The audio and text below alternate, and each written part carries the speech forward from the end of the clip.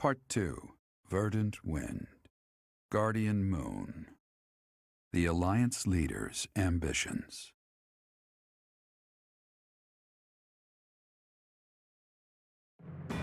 Claiming the monastery at Garreg Mach as its home base, the Alliance army joins forces with the Knights of Seiros. Together, they begin to take up arms against the Adrestian Empire.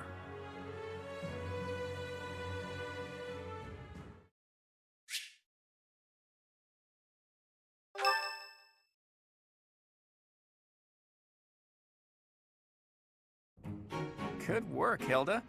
You didn't do much manual labor, but you managed to rope the knights into helping us restore the monastery. Thanks, Claude. But all I did was piggyback on your scheme. I saw your eyes telling me to make some magic happen. Thank you so much for your help with the restoration.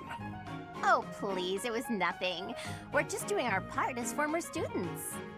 I'm told you even routed the bandits. That job should have fallen to us. I'm sorry for the trouble. Hey, don't think twice about it. We're all allies in the resistance against the Empire, right? The Church is at war with the Empire, but let's be realistic. Wouldn't it be better for the Alliance to eventually submit?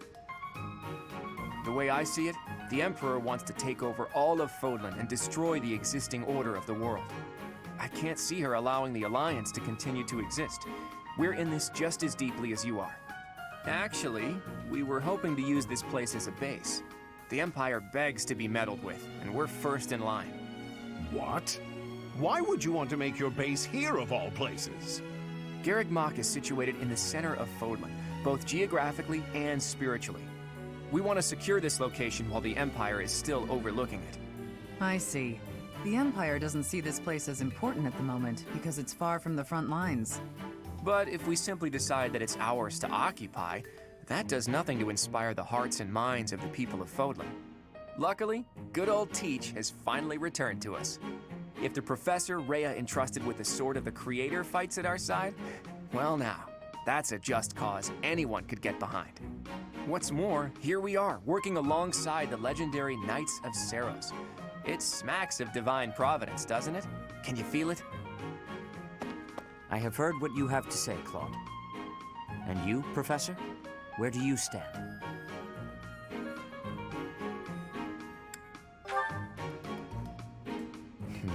We are at a relative standstill, but with the help of the Alliance. The Archbishop said if anything should happen to her, that we should entrust the affairs of the Church to you. If you intend to fight alongside the Alliance, then I will follow you as well. Is that acceptable, Claude? Of course.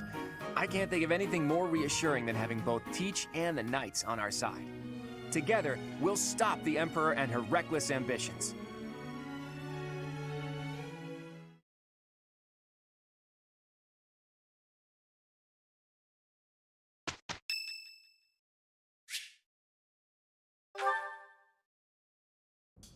So I said, two can play at that game.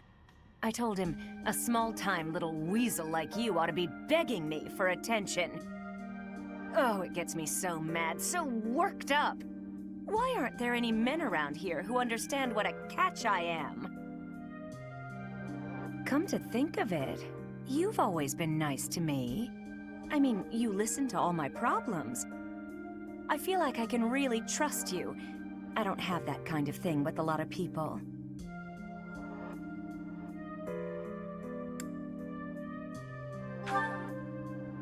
Just let's stop there, okay? You don't need to say anything else. I'd like to maybe talk about this once the war is over. Once we're all safe. All right, enough of this moping around. What we need is a change of mood. We've still got a lot to do together. When I think about that, what are one or two men?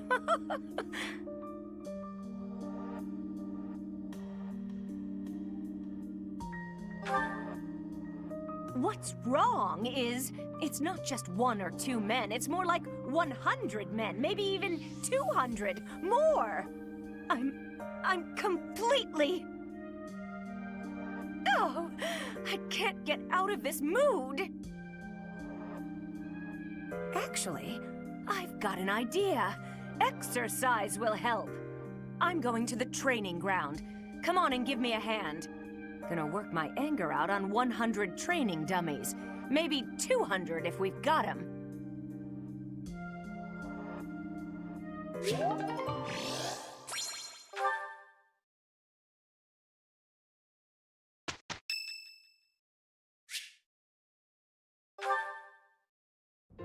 Thanks for your help out there. Battles tend to go smoother with you around. I think you did most of the heavy lifting. It may be unwise to think this way on the battlefield, but I feel I can trust your commands without question. Don't we all? But, judging by the results of our recent battles, you're clearly good at this.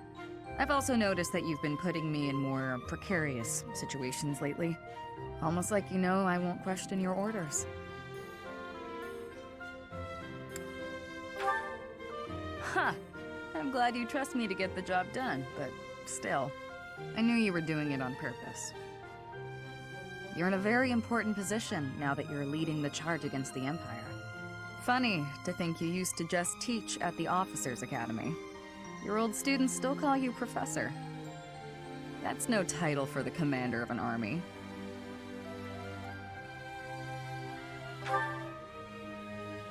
Relax, I was just having fun. You sure are an interesting one. My people lost the war, and I was left to wander Fodlan alone, but I guess meeting you was my prize. You look confused. Did you not know any of this? I was living in my homeland of Dagda up until the Imperial Army destroyed it 10 years ago. But being a mercenary, I have no real allegiance. That's why I'm working here now. Don't worry though, I don't plan to turn on you.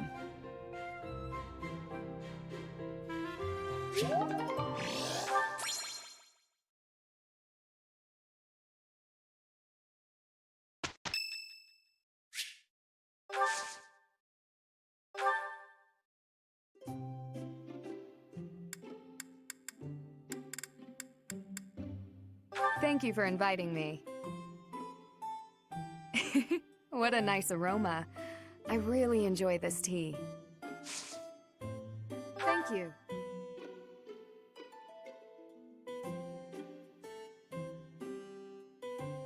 How relaxing.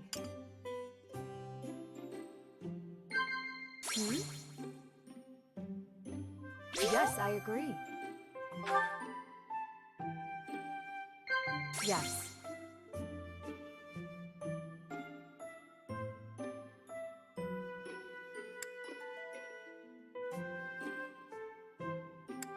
Yes, I agree. Yes.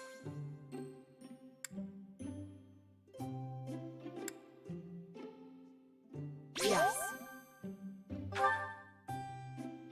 I wonder what your favorite food is. Meat? Veggies? Fish, perhaps? Oh, or maybe sweets. Yes.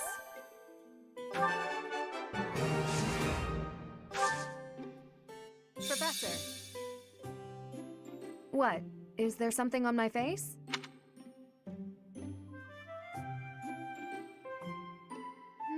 It's a bit hot. Hmm?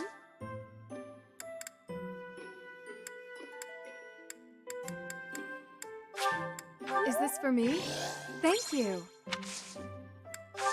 Thank you for the treat. I had such a great time.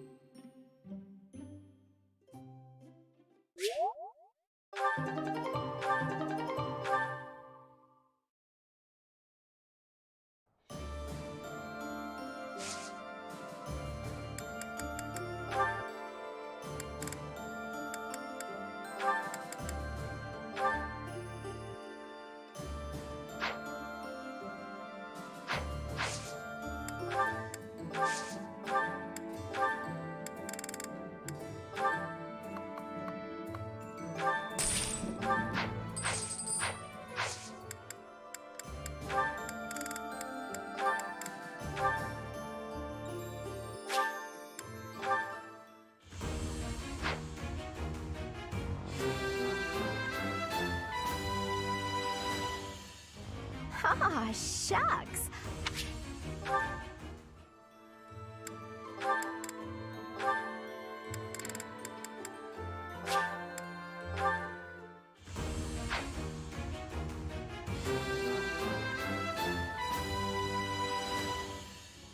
All that hard work's paid off.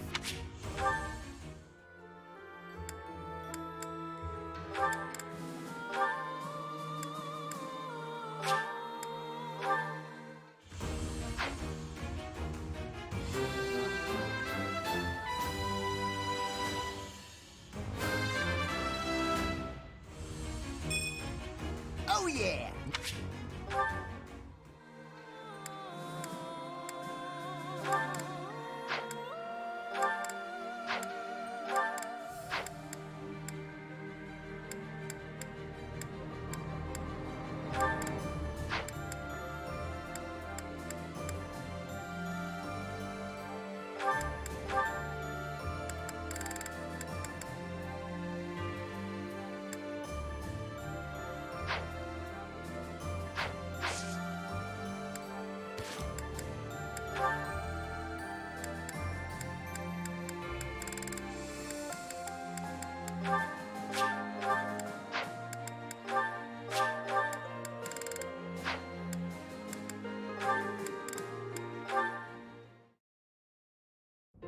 Hey, Hey, Leonie. I mean, hello, beautiful. What brings a sweet girl like you to a place like this? I just came to the greenhouse to look at flowers. What's with you? Nothing much. Nothing much. I was just thinking about how sunflowers don't deserve to be stuffed away in a greenhouse. They bloom better out in the open, just like you. Could you cut the weird metaphors and just say what you want to say? Oh, wait. I get it. I'm not ladylike enough to fit in with all the pretty flowers. No, okay, that compliment backfired. Let me try a different angle. This is a joke, right? Tell me this is a joke. What have you got against sunflowers anyway? I think they're lovely myself. If you think I only care about delicate flowers raised in a greenhouse, you've got me all wrong.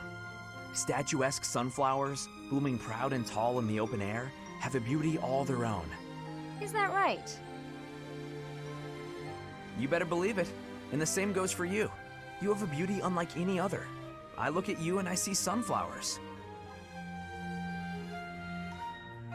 Hmm? Look, can you just go back to normal? At this point, I feel like anything I say is just going to make you more angry.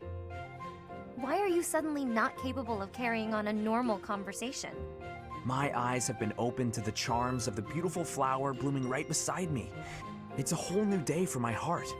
You can quit messing with me at any time. I'm not. I'm absolutely serious. You really are as charming as any flower. I see that now. Would you stop? This is getting weird. Even sincerity doesn't work? What kind of flirting is going to satisfy you? You know what? I'm just going to leave you alone for now, so I can get a fresh start some other time. Right. Bye. Charming? Me, of all people. Like I'd actually believe that. Stupid.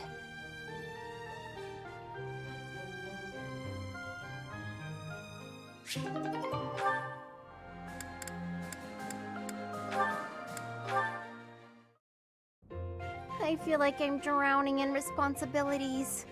Claude, take my mind off it all. Regale me with another of your weird childhood stories. Okay, then. How about an old story from a foreign land that my dad told me when I was a kid? Once upon a time, there was a white camel that got separated from his herd.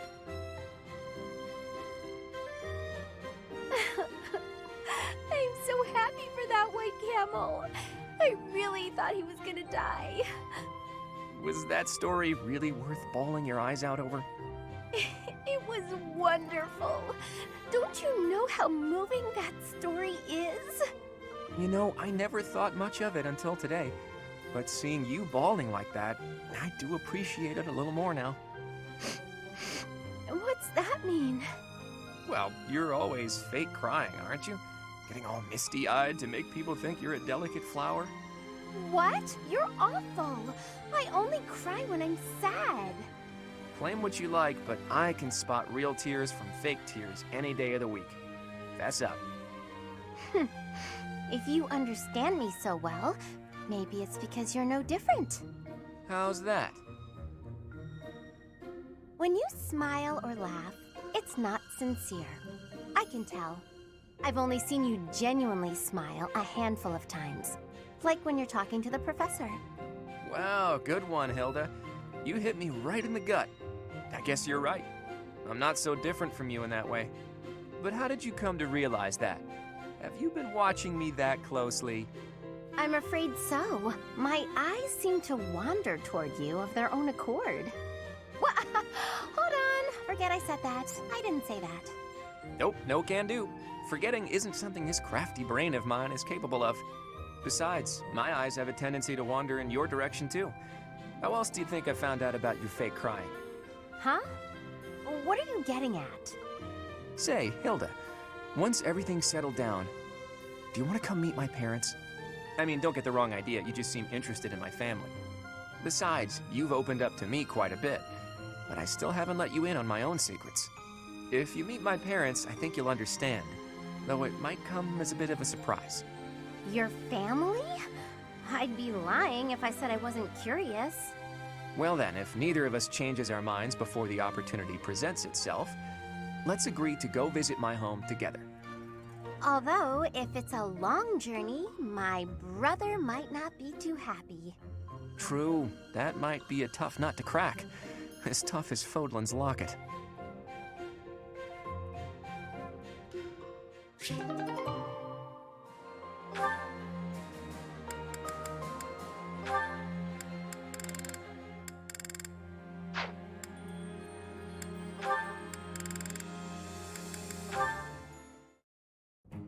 Ah, Sylvain. It's unusual to find you doing something other than hitting on women. Ah, Dorothea. I've been preparing to do just that, as it were. My intention is to flirt with the monastery's most beautiful flower, Dorothea herself. Oh dear. And I've ruined all your hard work. You might as well save the effort. I'm not taking the bait. Oh, Dorothea, your wit is as sharp as your beauty. Don't you want just a little flirting? Just a sample? I'm not like all the others, you know. I don't doubt it. By not like all the others, do you mean how serious you are about being disingenuous when you flirt? And that is supposed to mean what exactly? Your social standing isn't bad, and you're not bad to look at or particularly dumb. You could easily be engaged by now. But you just flit from one woman to the next without settling on anyone. I bet you enjoy going out with them, but you hate women themselves. Don't you think? Me? Hate women? That couldn't be further from the truth. I'm always serious when it comes to matters of the heart. When I flirt, I stake my life on it. Uh-huh. I'll believe it when I see it. Staking your life on a person is the sort of thing you should only do when you're in love. That's what I've been saying. I love you enough to stake my life on it. And I'm seriously in love with each and every girl I flirt with. I see. Regardless, I'm not staking my life on you. So you'd better go and fall in love with someone else. Goodbye, Sylvain. She's stone cold. I love it.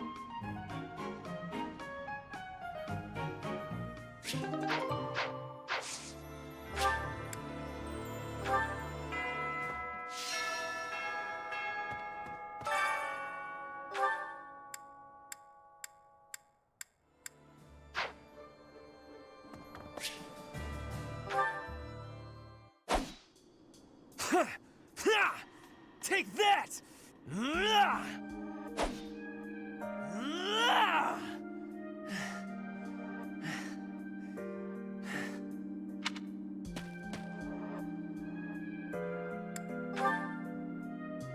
Oh, you know, there is always something. It never ends. Lately, I have been feeling uneasy, impatient. Edelgard claims victory after victory. She never stops. 5 years ago, she ascended the throne and swept away the corrupt nobles, my father included. I always thought I would be the one to unseat him. But she did it instead, with all the ease and indifference of someone cracking an egg. She put my father under house arrest. She stripped House Ire of its power. Rather than accepting a role as her puppet, I left. Now I fight to topple the Empire. The disparity between Edelgard and myself is obvious. She never stops moving forward, single-minded, never wavering. But where does that leave me? Here, flailing about, going nowhere, contributing nothing. But it is. That is the reality. Not once since our days at the Academy have I exceeded Edelgard's abilities. I saw her as a worthy opponent. She did not even see me as a contender. She did not even consider me at all. As the head of the noble House Ire, I must be able to achieve results. But all my efforts have come to nothing. Results are everything. I have not shown results, so I will be stagnating here forever.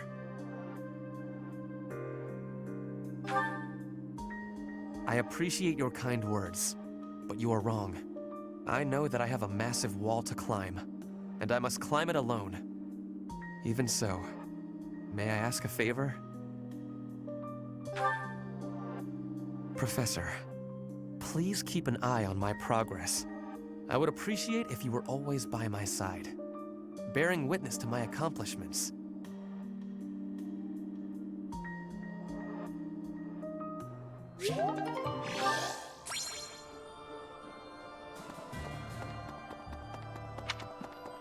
Oh.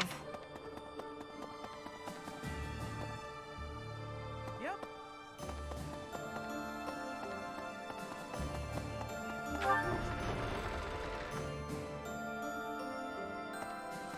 Professor, it's not just for my village that I'm fighting alongside you here, you know. It's also that Captain Gerald asked me, his first and greatest apprentice, to look out for you. Of course, it wouldn't be enough just to keep you alive. It's my duty to make sure you win, too. So do your best, Professor, and count on me to watch your back.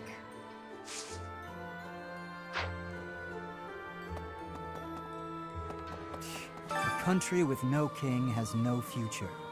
That's why I made my way here. Professor, don't let me down. Yes, let's.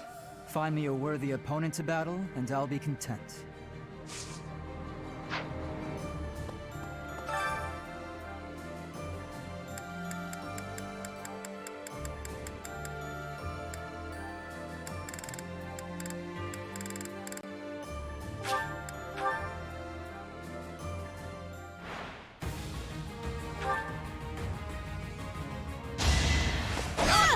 You fought well.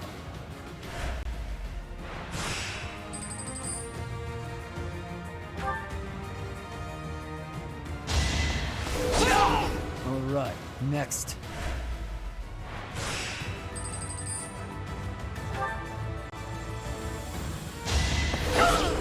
One to remember.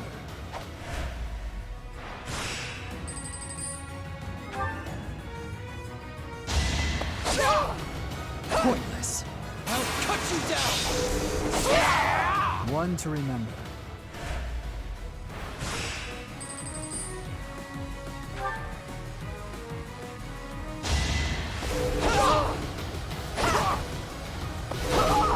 It was meant to be.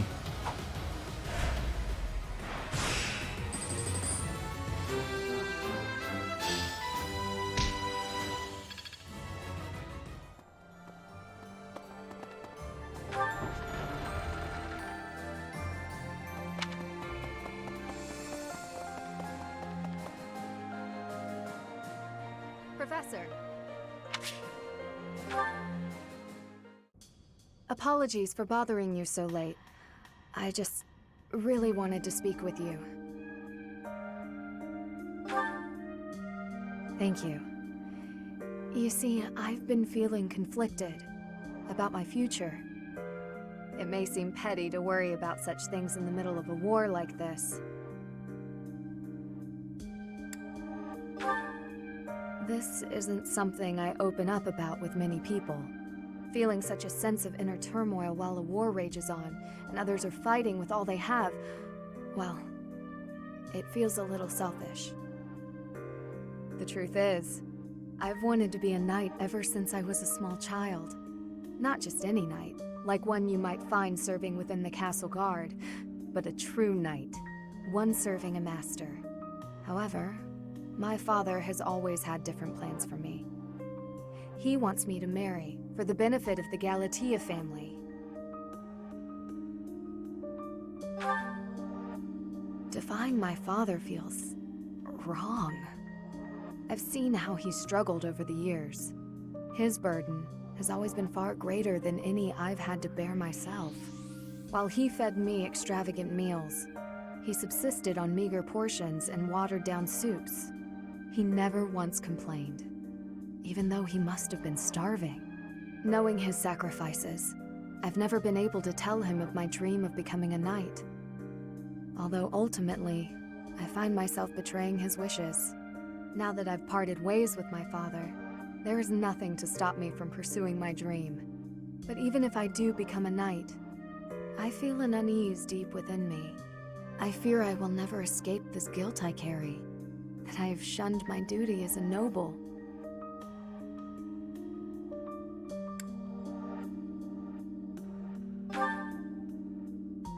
To follow both my dream and my duty? I had never considered that as an option. Perhaps there is a way. Even with the academy days long behind us, you're still a professor through and through. Always listening to others' troubles and offering up your wisdom. I really am grateful for all that you do for us, Professor. I hope you'll always be here as a guide to everyone. I know I myself would appreciate that deeply.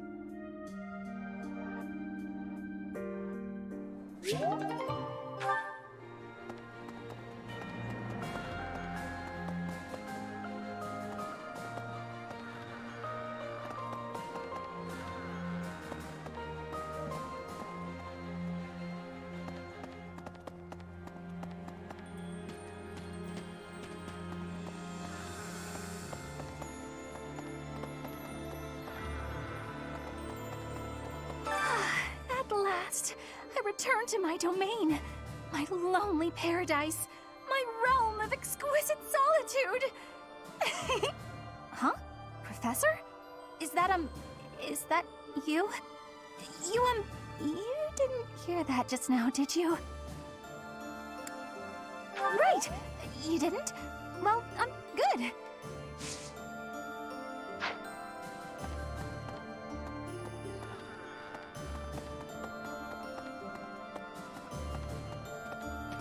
Really?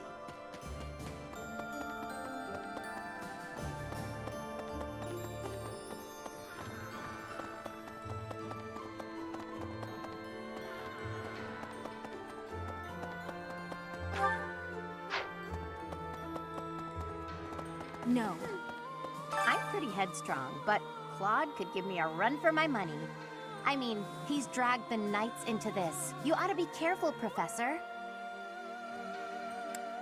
Don't worry about me. I'm here because I want to be. Also, because being around my big brother feels like a real chore. Excuse me, could you do me a favor? Excuse me, could you do me a favor?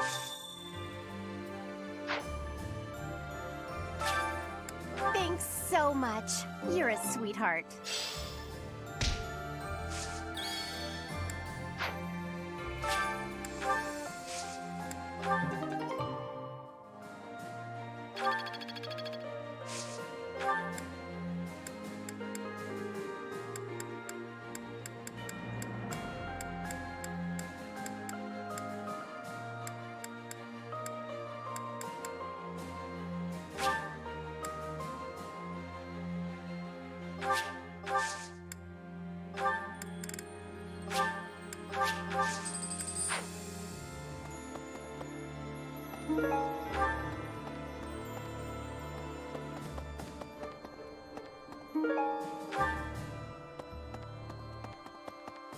I'm pretty headstrong, but...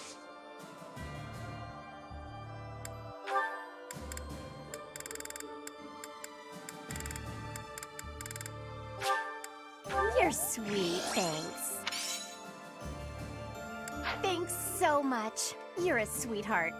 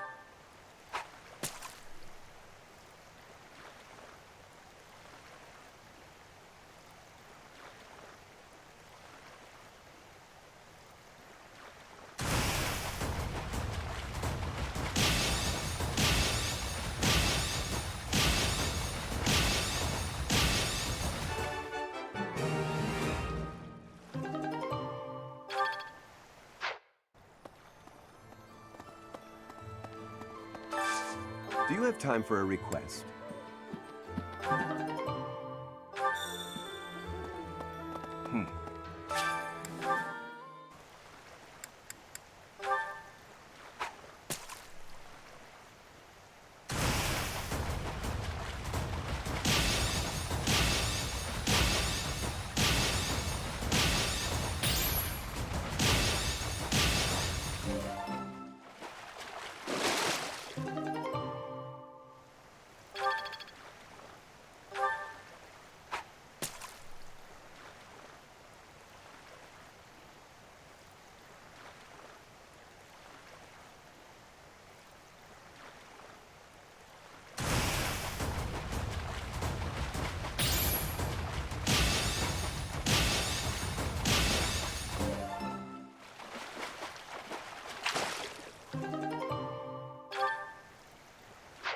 You've done me a great service.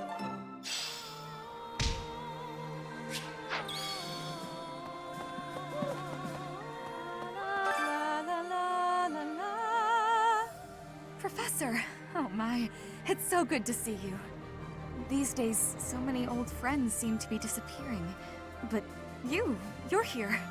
It's incredible to see you again after 5 years. I have a feeling your name will go down in history. Professor, I'd given up on ever seeing you again. Where have you been hiding? Anyway, now that we're reunited in the land of the living, I must fulfill my promise. That's right. I promised the captain I'd protect you in his stead, and now I'll make good on my word.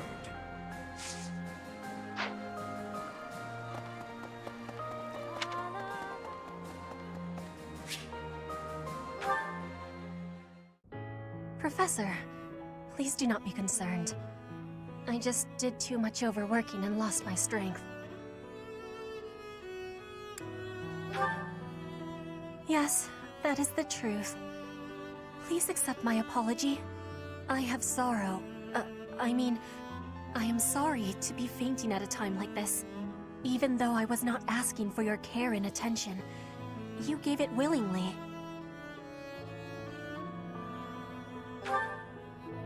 I am thinking that is incorrect. Will you have a listen to me? There is something that I must be saying. I am thinking you already have knowledge of why I came to Fodlan. Not for studying, but as a hostage for the Empire. So that Bridget would not be rebelling anymore. It feels like a knife against my throat. That I am making my grandfather obey the Empire. If I were running away from the Empire, then Bridget would be defeated. I am not having any options. To be living, I must be fighting to win. For Bridget to be living, the Empire needs to be crushed. So I must be crushing the Empire. That is what my people are wanting from me. And what my grandfather, the King of Bridget, is wanting.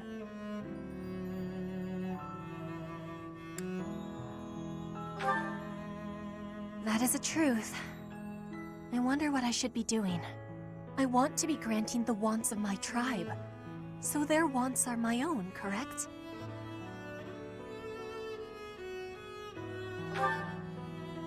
What I really want... I have understanding. Wait, no, I actually do not have understanding. Yet. What I am understanding is that there is something I am not understanding. When I know what my true want is, I give you my promise that I will be telling you first.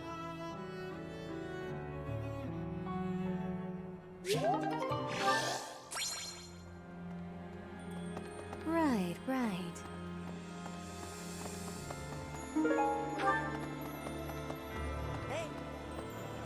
Hey, Professor! You won't believe what happened. I figured I couldn't go back to the Empire after Garrick Mach fell, so I started drifting across the Kingdom and Alliance. Then, I just happened to run into our old class, so we came back to the monastery together.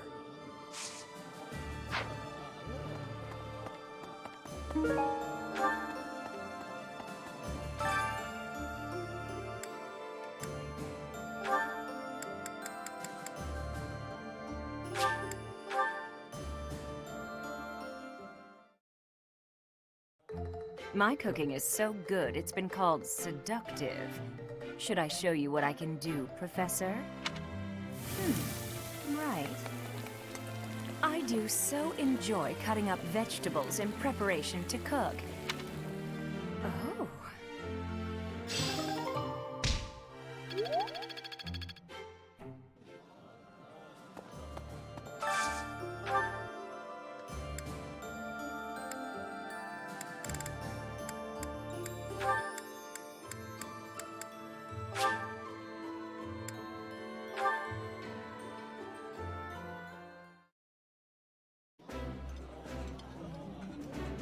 This is my absolute favorite!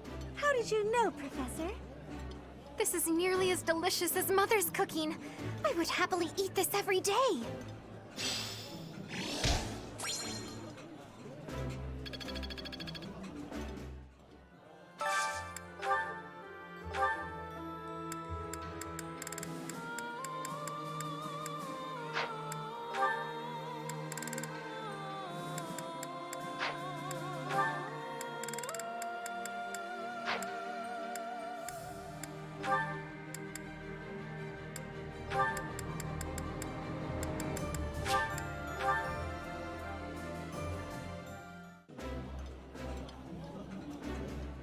I can eat so much of this stuff. My stomach's growling just thinking about it. That looks appetizing.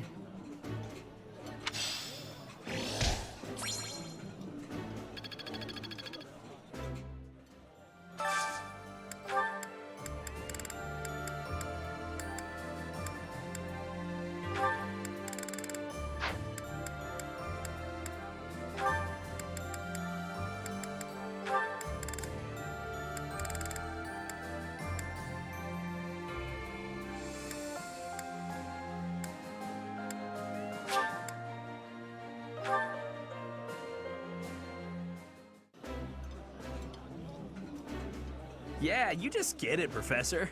This is my favorite. I think I like this, but it's been a while, so I'm not sure.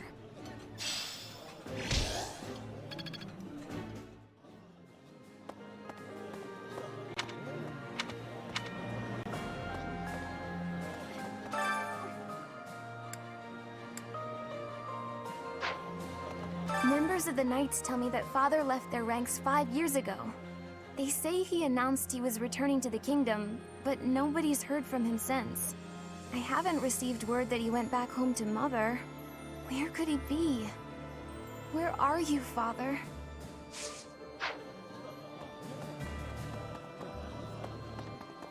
Fighting alongside you and everyone else is a dream come true, Professor. And don't worry about my little sis. Right now, she's back home helping out with the family business. I kind of figured I was going to be stuck going back and taking over for her. But thanks to you and Claude, I get to work on my dream of becoming a proper knight.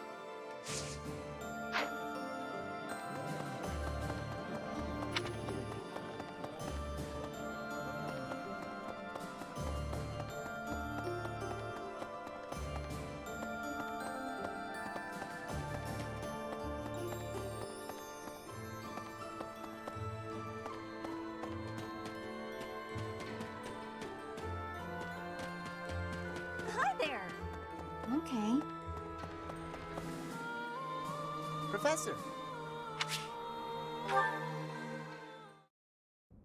Hey, Professor, something's been bothering me. Remember that suspicious guy I chased after back when I was a student? A knight scolded me for it, but at the time I really thought I was doing the right thing. Now that I've had more experience on the battlefield, though... I've been looking for you. There isn't much time, so I'll keep this brief. The knights encountered a band of brigands while out marching. It was hard fought, but we prevailed. Our soldiers are highly trained, but the enemy was formidable, and we weren't expecting combat. There were a number of casualties among our troops.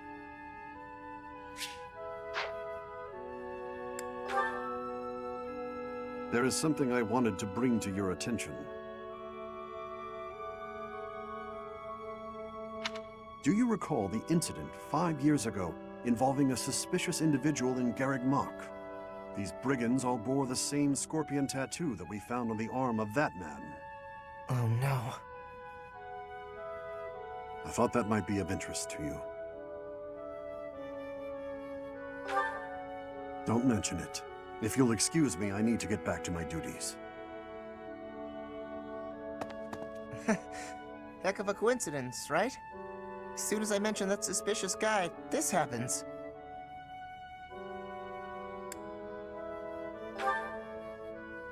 But some of the knights died in combat. They died because of what I did 5 years ago. This is my fault. If I'd stayed quiet and tracked the guy down like you said, we would have stopped those brigands sooner, and I wouldn't have blood on my hands.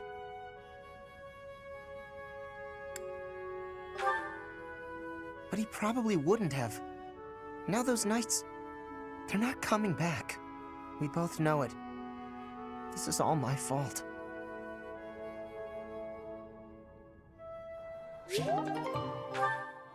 Professor, I'm the heir of House Gautier, and I'm fighting alongside a bunch of Alliance people? I can just imagine my father's face contorted in anger, and the delightful words he must have used to describe me. I don't know how staying and fighting for Fargus would have helped. Sorry, Professor. I don't regret my decisions. I'm just thinking out loud. And I'm hoping I haven't made a big mistake.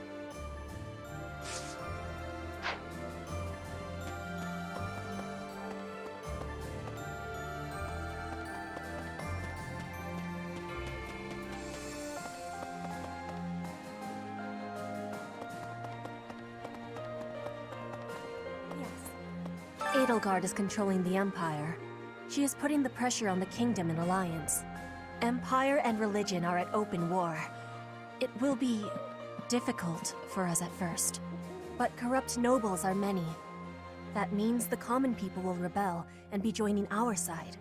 With you, Professor, the battle tides will turn. I have certainty.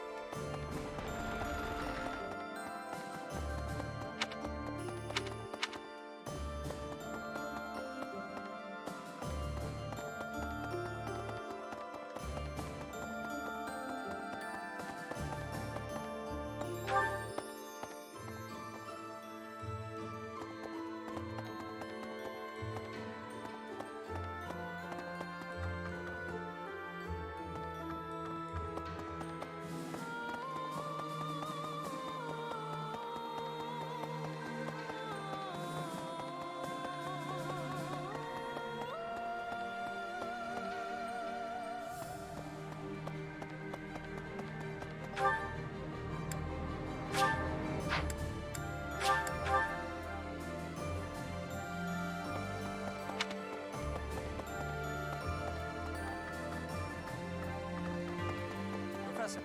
5 long years I've searched for you and the Archbishop. It is a pleasure to see you again. The Church of Seiros will follow you from now on, but please do not abandon the search for Lady Rhea. Thank you. I know the battles ahead will be dire, but we will support you with all our strength.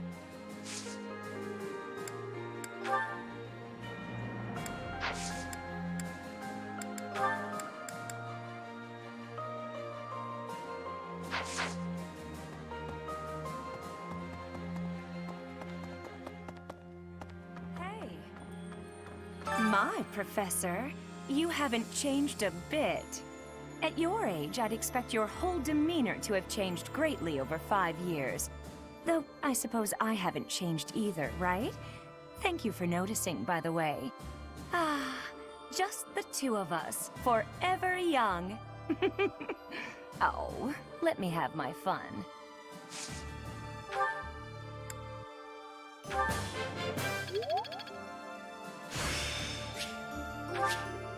I'll use this power for the greater good. My at your though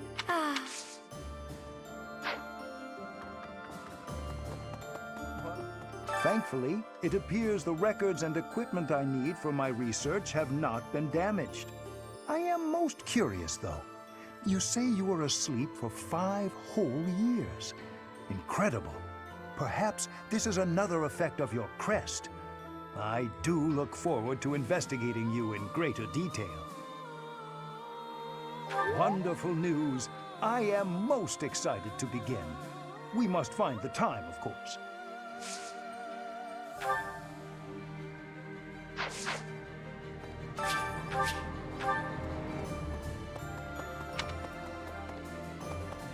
Hi. Let's see. I don't know anything about rebuilding, but I can sure do my best to clean up the mess. I'm gonna keep Lady Rhea's room spotless, so she can use it right away whenever she gets back. You gotta find her, Professor. You just gotta.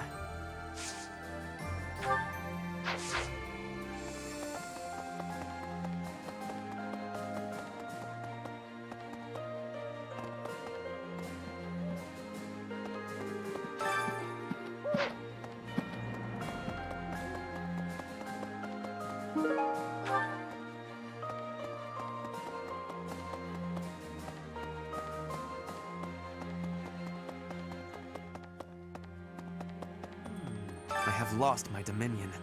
My nobility may seem like nothing more than a title, but I will never lose my noble heart.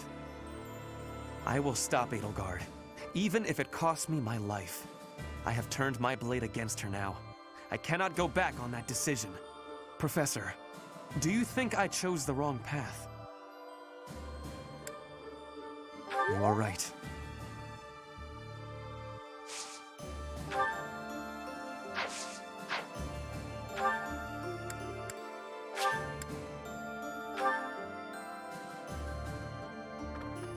Professor? The promise was made 5 years ago, but I must say I'm rather impressed by how many of us managed to make it. Personally, I only showed up because I hope to see you again, Professor. I've been with my family in the Empire until recently. I admit to feeling a little guilty betraying Her Majesty, but only a little. Now that we're all together again, I suppose the fighting will begin soon.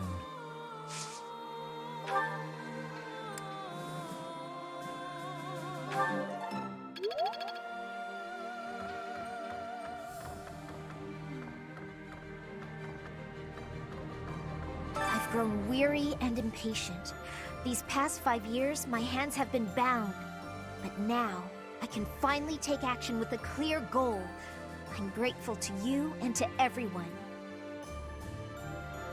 Nonsense! Your presence steeled everyone's resolve.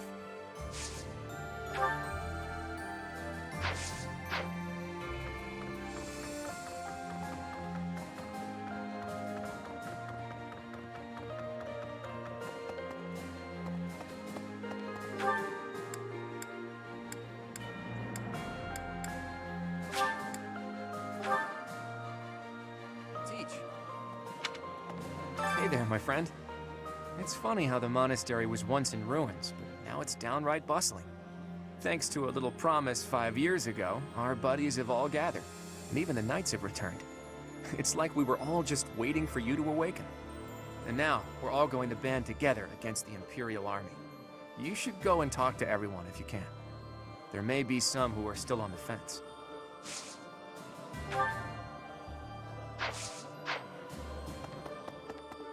Pardon me.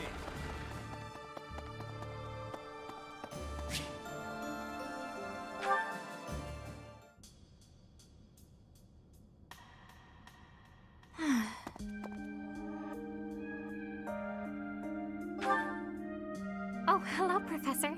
How nice to see you. You caught me off guard. I was actually just thinking about you. Just a moment ago? Well, I am afraid I just do not understand you. When we first met, I sensed something different about you, something mysterious. And now I am convinced your existence itself is very special. Thinking on it, I know it to be true. You have a crest that should have been lost long ago. You wield the sword of the Creator as if it is nothing. Your hair and eye color changed on that day 5 years ago, to the same sort of color as mine and my brother's. I do not know. My brother refuses to speak to me of it. Since then, you have led us into battle, and thus far, we have always come out victorious. Your comrades and colleagues adore you. They believe in you, in your strength. I doubt there is a single soul who is likened to you. Who are you, really? I simply do not understand. Whatever the case may be, having hair like mine is proof that there is something exceptional about you. I may as well come forward with things. I, too, am unlike others. Surely you recall when I was targeted, specifically for my blood? I may not be special in the ways you are, but my blood is rare. It seems the two of us share a special differentness. I also believe that we are bound together in some way. Of this I am certain. Therefore, I intend to stay by your side and watch over you. Your existence must be preserved at all cost. Certainly those are the words of a hero. Let us unite our powers. Together, we are unstoppable.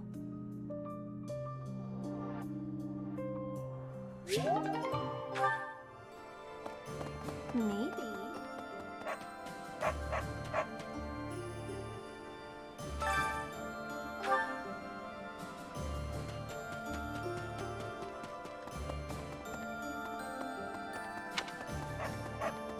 Okay. In the Alliance, the Lords have rumor had... Oh. During the Millennium Festival, but now that the kingdom is... Hey. Hey, I'm more of a mercenary than a knight these days. I work to get paid. I never was too attached to Fodlan. I was considering leaving soon, but I might change my mind if you're around.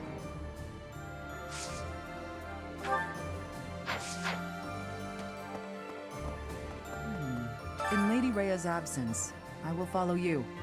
That's what she would want me to do. Know that wherever you might lead us, I'll continue searching for Lady Rhea. Good, because I will not budge on that point. Welcome back, Professor.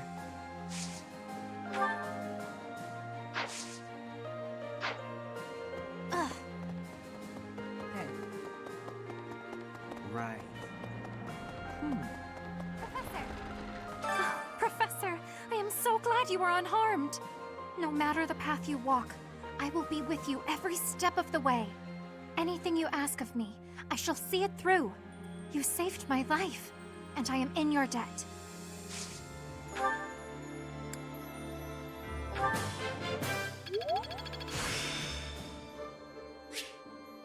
There is still more to... Professor!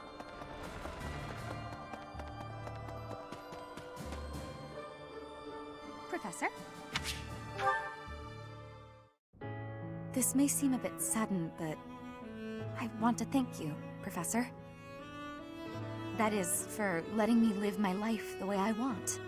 I've noticed you've been giving me fewer of those soul-revealing gazes lately. I appreciate you making an effort to not trouble yourself over who I spend my time with.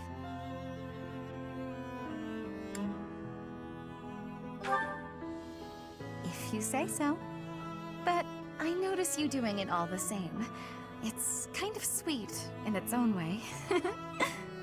Professor, may I tell you a story about when I was younger?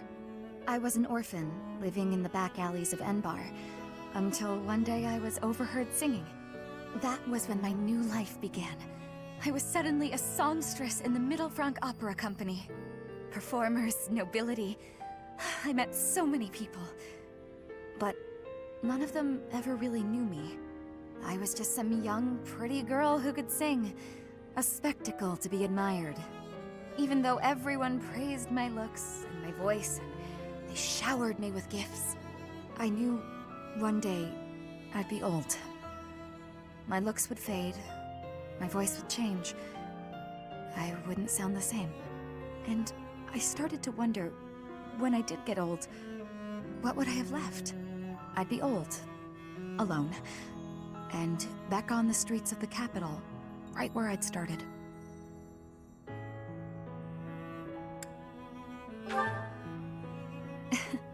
That's sweet of you, even if you are just flirting. I never had much to begin with in life, and I worry that one day I'll be that way again. That's why I keep searching for someone who will love me. Someone unaware of the songstress, who can love a girl that used to be scared and alone on the streets of the capital. I wonder if such a strange person can even exist.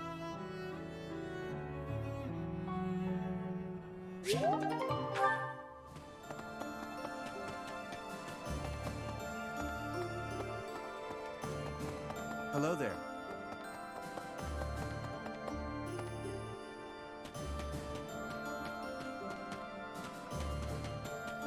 Professor, I have a proposal. Why not go beyond the Knights of Seros? Instead, uniting with allies from all across Fodlan to fight for our cause. Looking back, it would have been best to ally with the Kingdom and join forces against the Empire. But now the Kingdom is not exactly, well...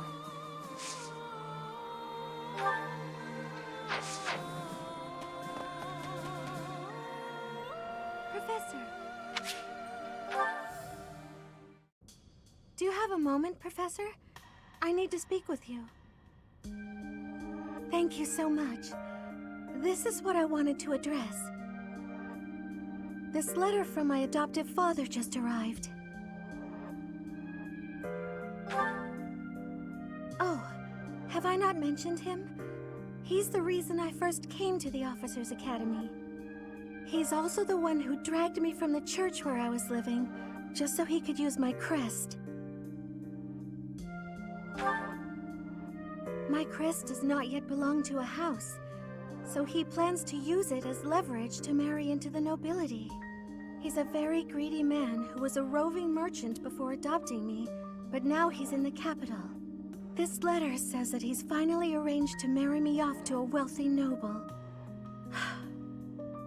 I know he's just thinking of himself, but can't he see that this isn't a priority when we're at war?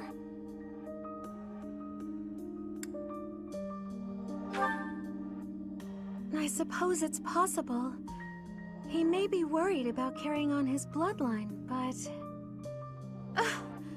I don't know what to do about this proposal. I can't see any way around it, so I fear that I must. I just don't want to let go of the life that I've made for myself. I know it's not what my heart wants, but I don't have the strength to say no. I believe I've mentioned this before, but I want to work in service of the church. Well, I suppose it doesn't necessarily have to be the church, but I want to help those in need. If I were to marry a noble, I think it would be difficult to realize that dream. It's just... I've always allowed myself to follow the whims of those above me. I convinced myself that everything in life was at the will of the goddess. I was blind to reality. I believed it was her will to both pull me from the church and guide me to the officers' academy. The decision to enter this war was the first time I acted of my own free will. My adoptive father opposed this decision, but I somehow managed to convince him. Still, I couldn't free myself of him completely. This letter is proof of that. It's not that I'm scared of him, but there is something that worries me.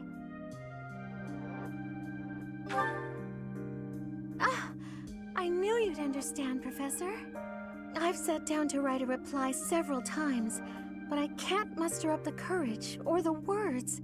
I was hoping you could provide me with the encouragement I need.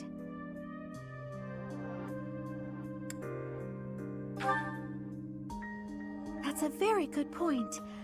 We're only given one life, so we must do all we can to pursue our happiness. Okay.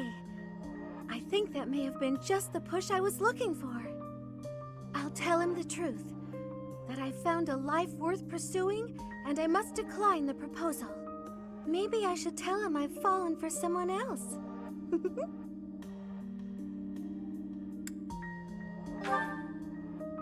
Why, it's you, Professor.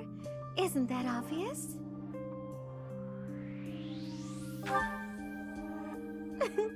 I'm just teasing. Now I'm off to write this letter and stand my ground. Thank you for your encouragement.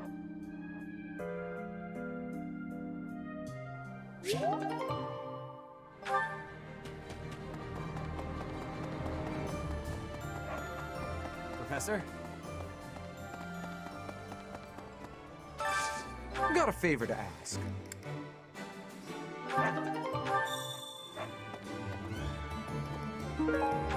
Hey! What? Professor!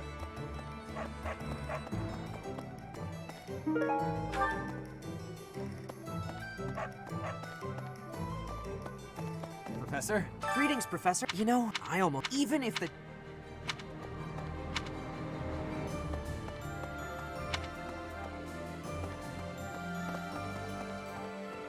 Professor, I have written to my father to signal my intention to remain here.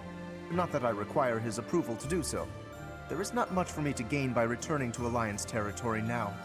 But by staying, I will be able to influence the course of events directly on the field of battle. Naturally, someone needs to make certain he does not lead the Alliance to ruin.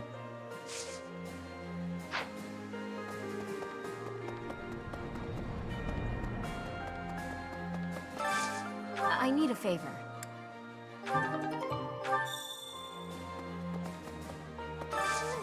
Hey, I could use a hand.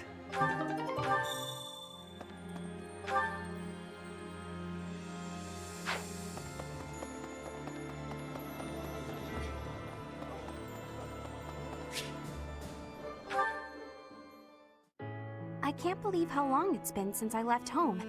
Since I was dragged out of the house, I mean. 5 whole years. It's weird to think about.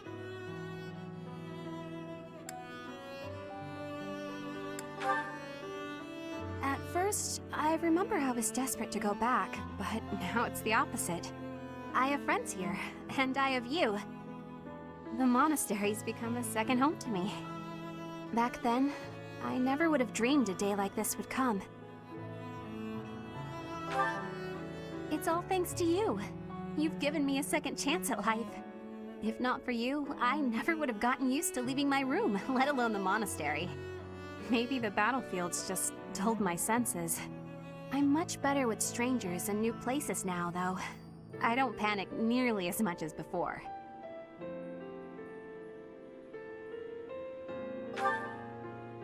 A new place? All on my own? That sounds like a tough assignment. Where did this come from all of a sudden? Hey, hold on. You're teasing me, aren't you? Please don't joke around like that anymore. It's torture for me. You're still not taking me seriously. I mean it. Promise me you won't do that again. Friends respect each other's feelings, don't they? Good. I'll hold you to that. You're absolutely not allowed to send me out anywhere on my own. Got it? You would need to come with me. If you're with me, I can go anywhere in the world.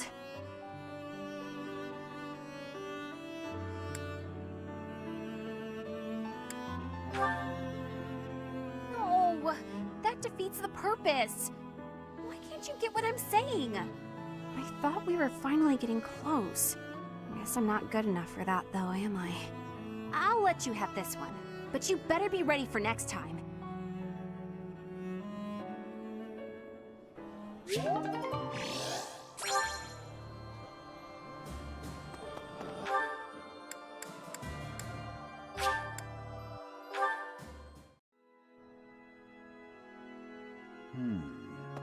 It seems that in the last 5 years, the monks here have left this place for the town below. However, I hope the monastery...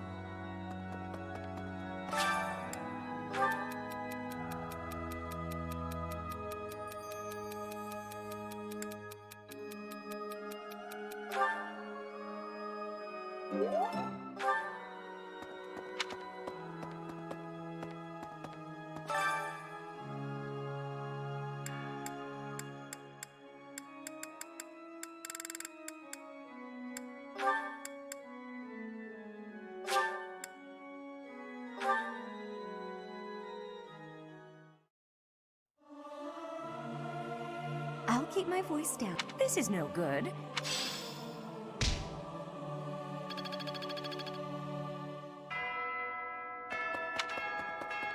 Dear God, even with the church in shambles, we can still pray. The goddess will surely hear our prayers.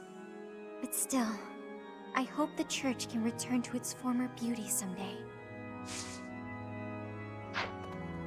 Hello there. Right.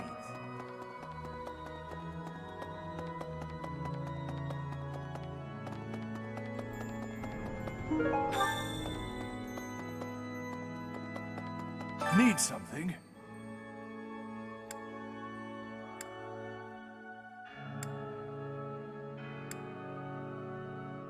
See you again soon.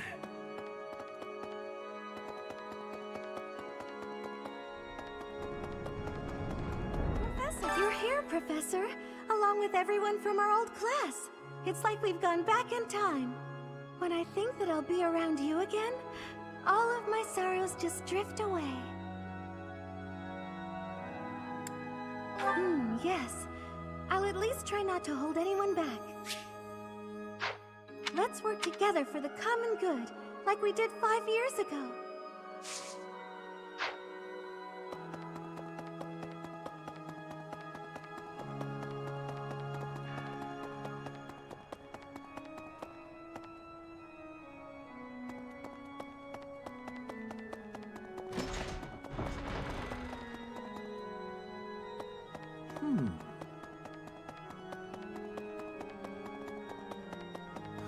It's been fixed up quite a bit, but its battle scars aren't so easily erased. To think that a glorious cathedral with a 1,000-year history would end up like this. I'll rebuild this place someday. This cathedral is the symbol of Fodlan. Maybe I should paint a picture of the beautiful cathedral of old. Well, I still remember what it looked like.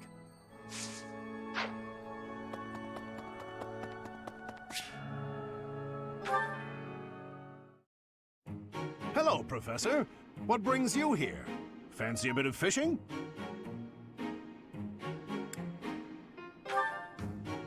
Are you looking for help with something? Ah, no. Your eyes tell a different story. You know, I can hardly go fishing without thinking of old Gerald. He and I would just sit here, casting our lines again and again. I'm no better at it now than I was then. Not a single nibble.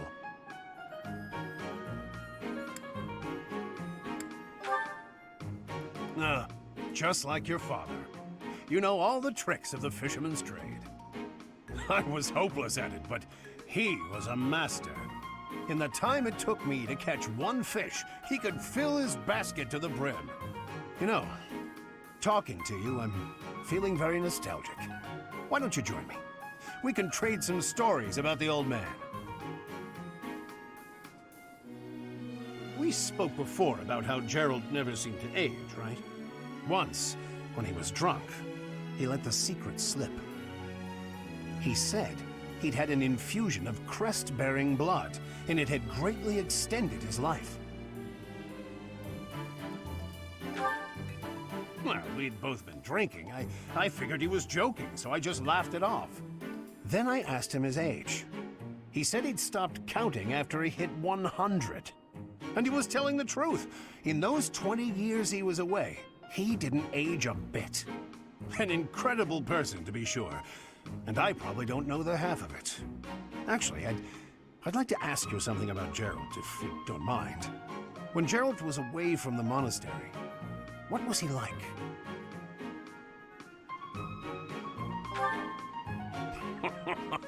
In other words, he was exactly the same. When he was with the Knights, he always found time to go fishing. He was hooked on it, you might say. He'd say there was no greater pleasure in life than sinking his teeth into a fish he'd caught and washing it down with a drink. I have to say, right now, fishing with you, it really takes me back. This feels just like the good old days, when Gerald was sitting alongside me.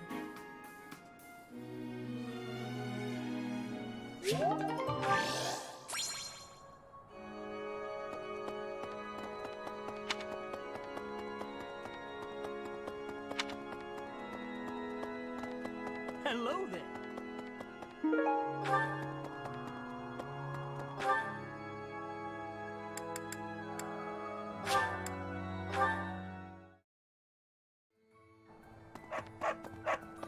Oh, good. Thanks.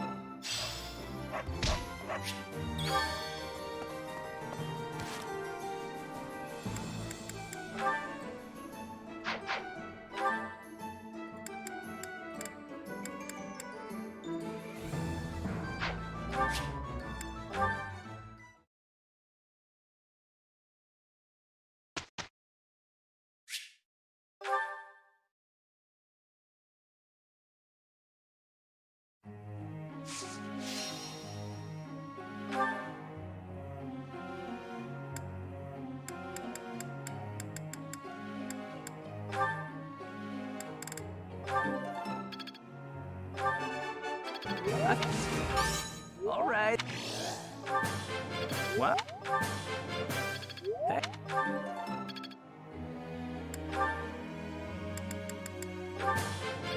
What? This could be... This could... It was nothing. I still need to improve. Of course... Quite in...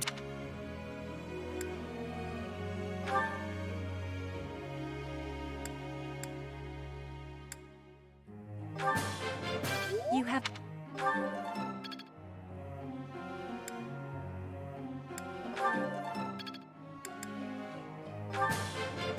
Your God... I work to grow.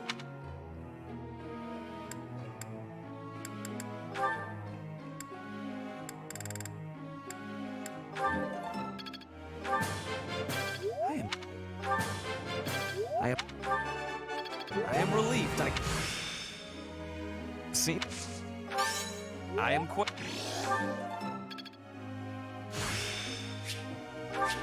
I feel like a new man.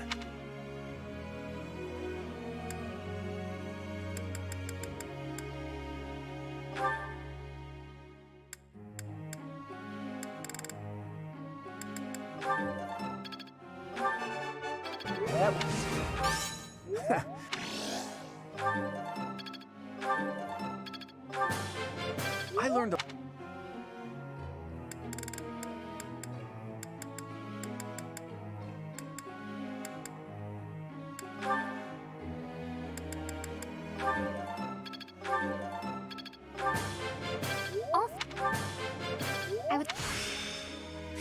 I understand.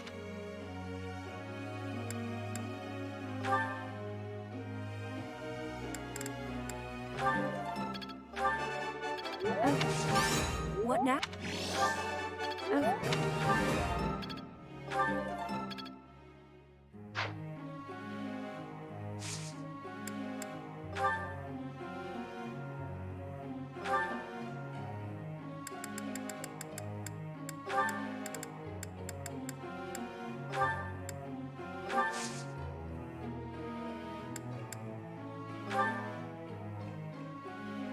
Tell me something.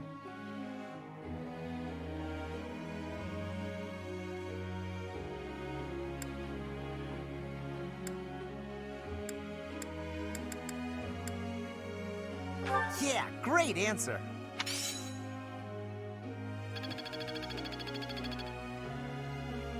Professor?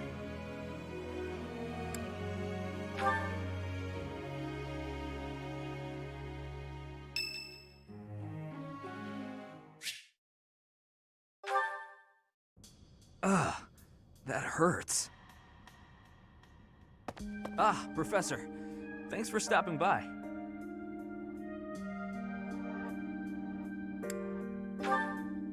It's not bad. I was even told I'd be cleared for service starting tomorrow. Besides, I got this scar fighting for you. It's almost like a medal or something.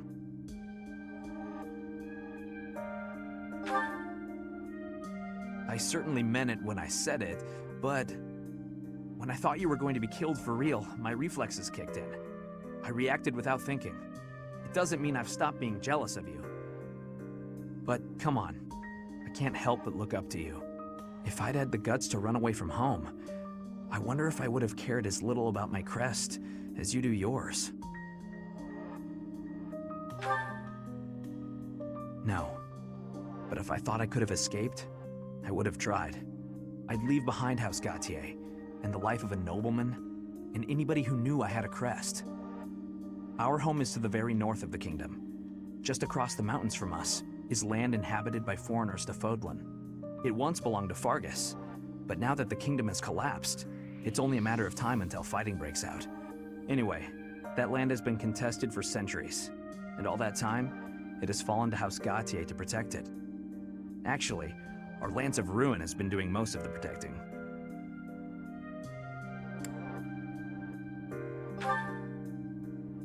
Those were dangerous times. One wrong step, and we would have lost our relic to the church. My father was afraid that the church would try to keep the lance, so he entrusted it to me. If an emergency arose, I was supposed to be called back home. I guess those very situations are why my family values crests so much. Since I bear a crest, my parents made sure I was never left wanting. My older brother didn't have one, and so when I was born, he was pushed aside. You know, he once shoved me in a well. He left me on the mountainside in the middle of winter, too.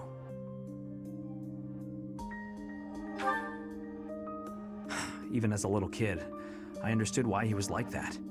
My mere existence stole everything from him. I have no right to complain when I am surrounded by people who would give anything to bear a crest, but do not. Now, women smile at me for the same reason my parents adore me, and my brother wanted me dead. And I have to meet them all with a smile and a wink, because I have a crest.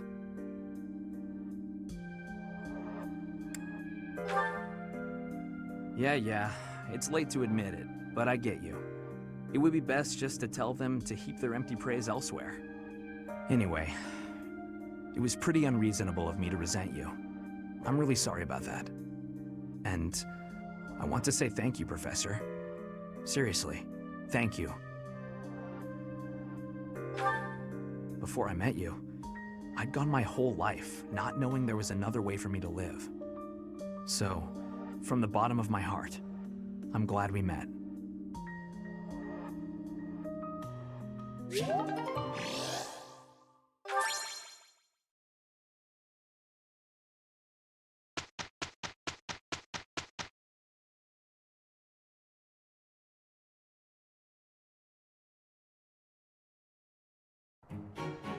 It is a perfect day to exert oneself. Yeah, that'll work. How do you like that?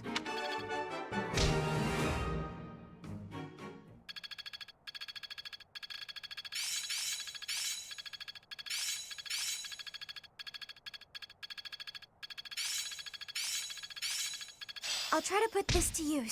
I didn't even know I cared this. Let's see it in action. It's within my grasp. Age is but a number. I'm getting it.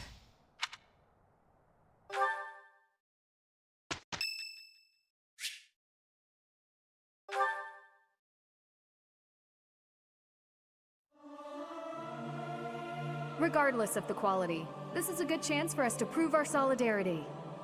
There's someone who's slightly off. Oh well, that adds some color, I suppose.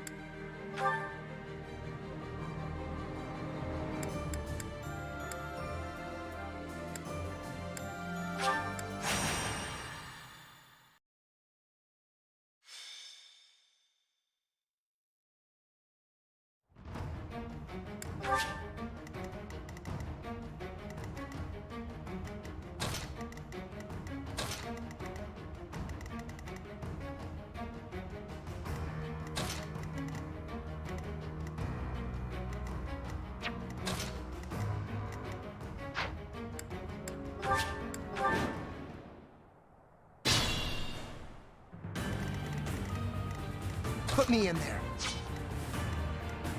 I will prevail.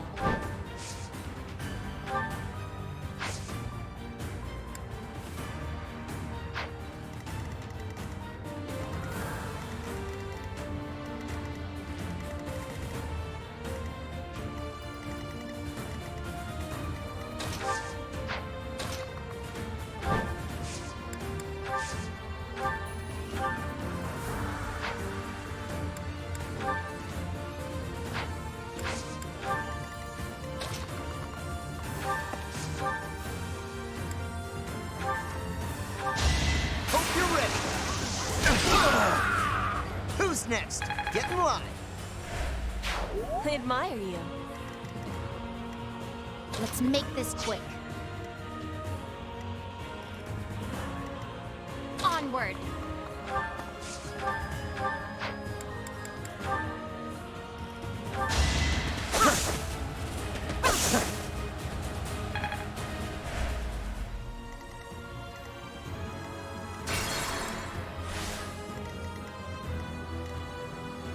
Shall we?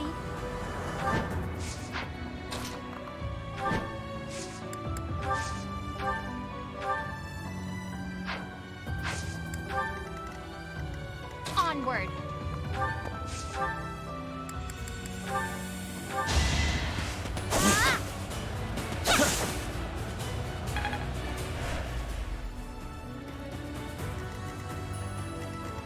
Let's make this quick.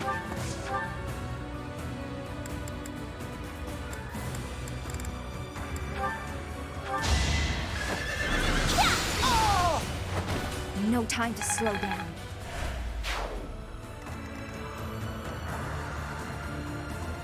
At your service.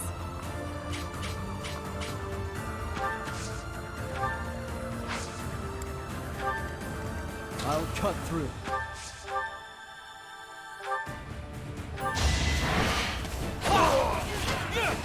One to remember. What's the plan? What's my strategy? It's over! It won't be in vain. Never doubted you. There's no stopping me.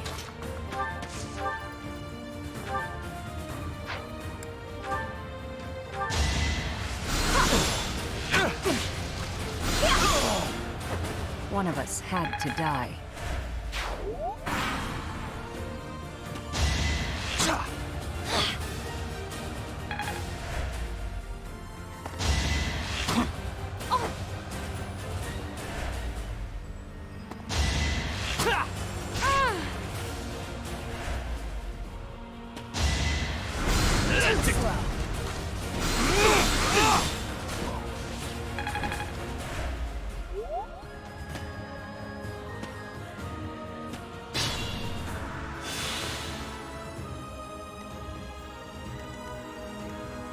I will prevail.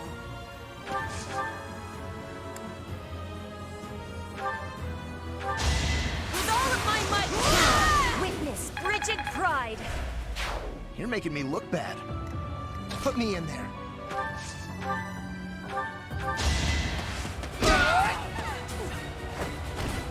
Big win!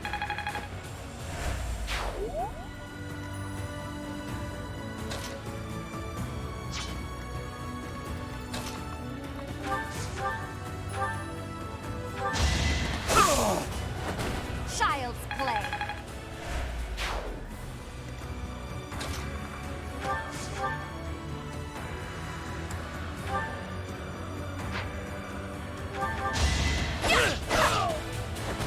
Sorry, but it's you or me.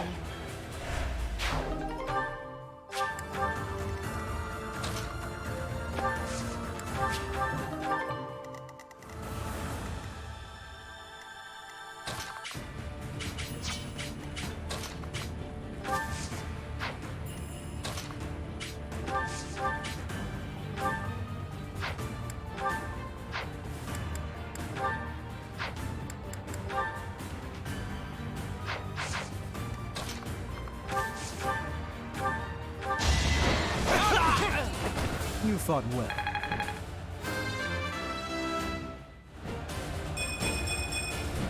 I fight.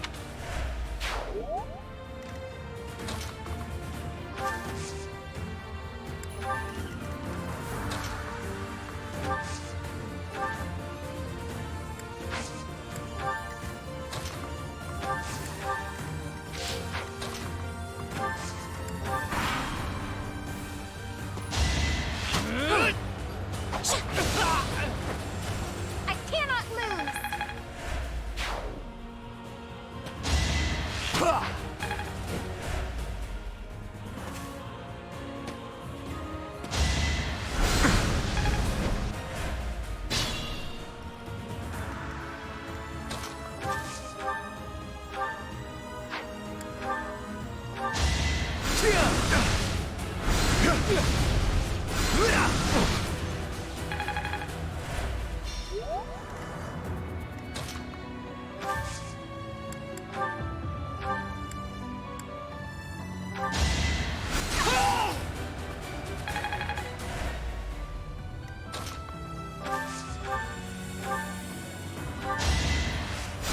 I owe you one.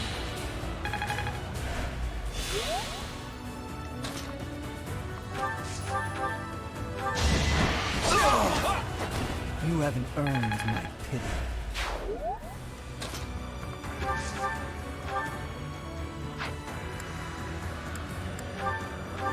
Allow me to demonstrate!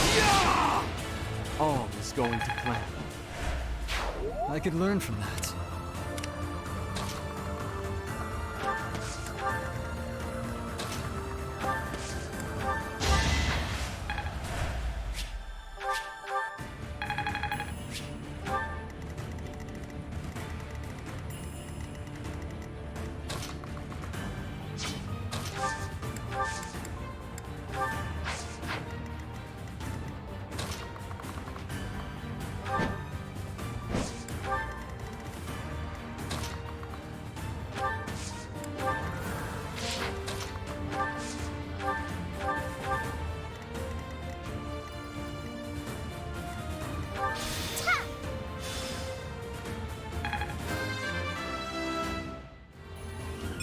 I am.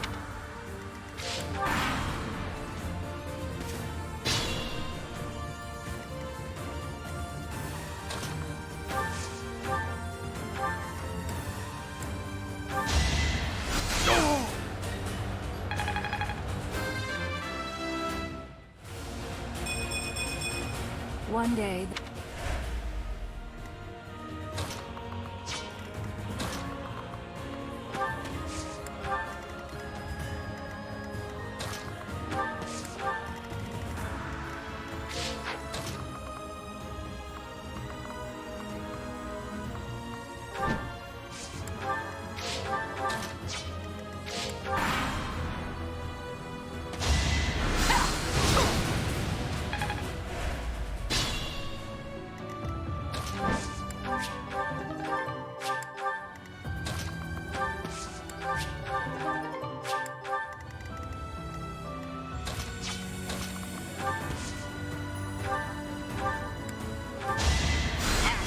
it.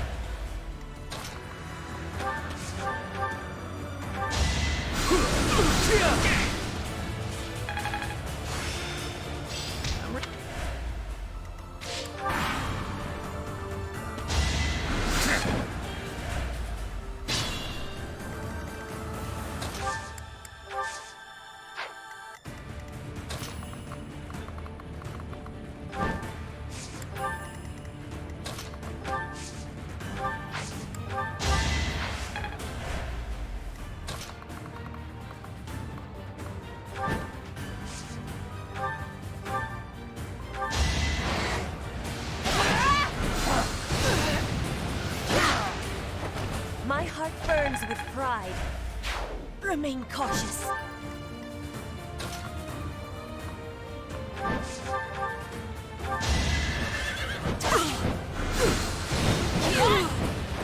Don't get used to this.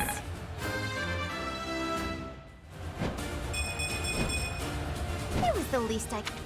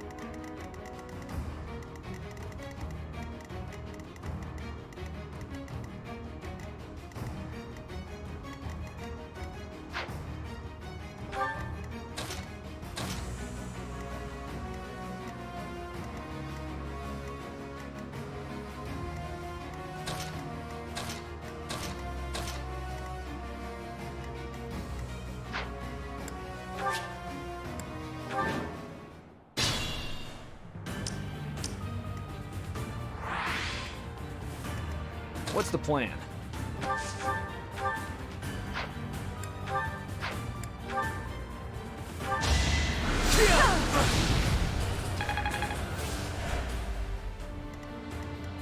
I'll cut through.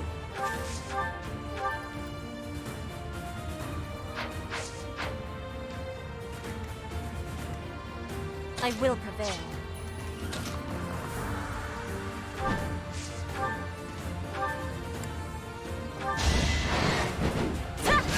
With all of my might! I fight for justice's name. One step before the next step. Knew you could do it.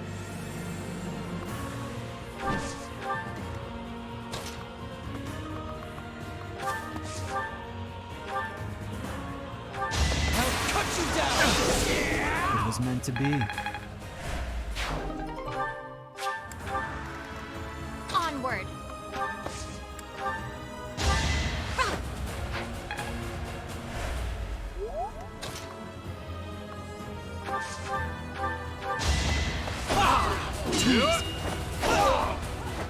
All right, next.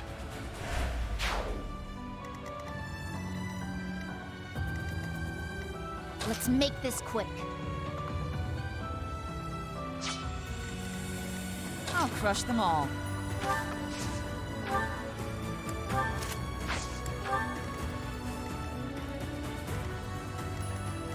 Shall we?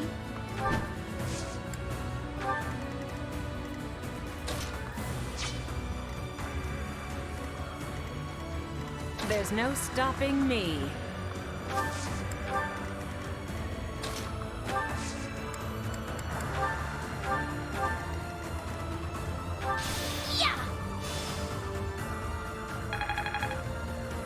What's my strategy?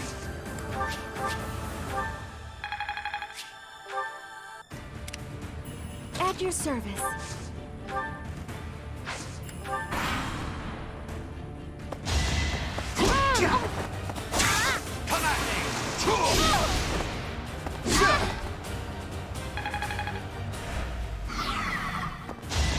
Pointless.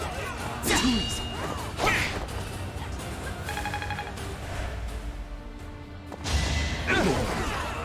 Pointless.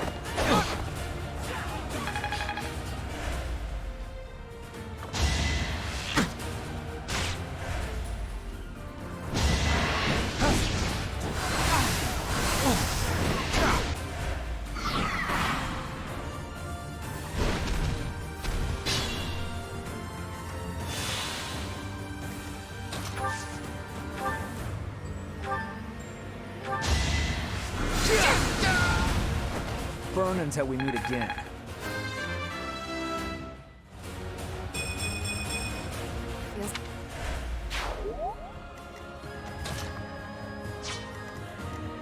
Let's be prudent.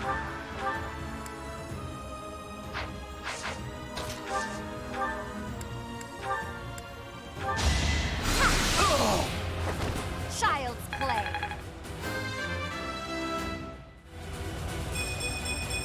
I am...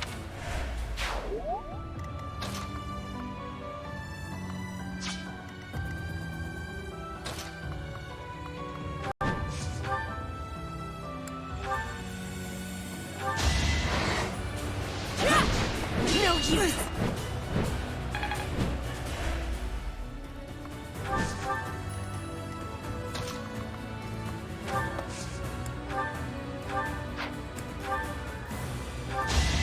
Oh, thank you.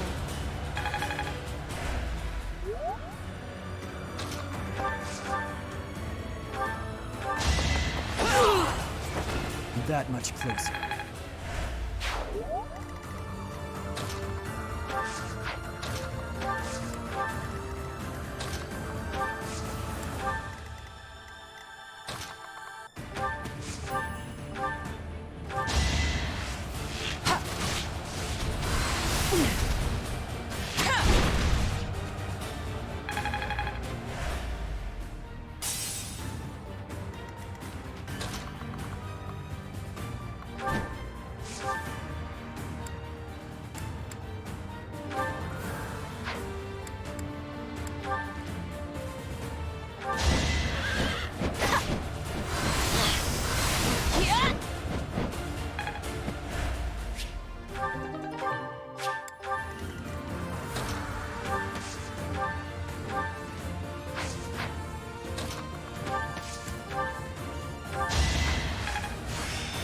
This is really nice.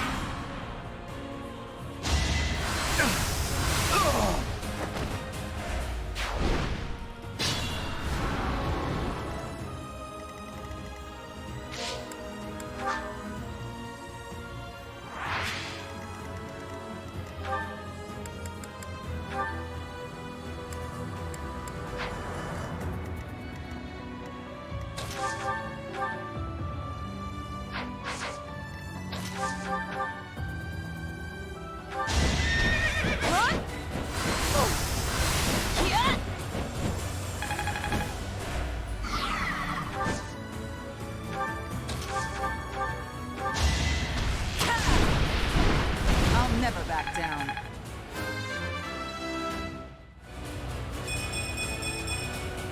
I'm stronger.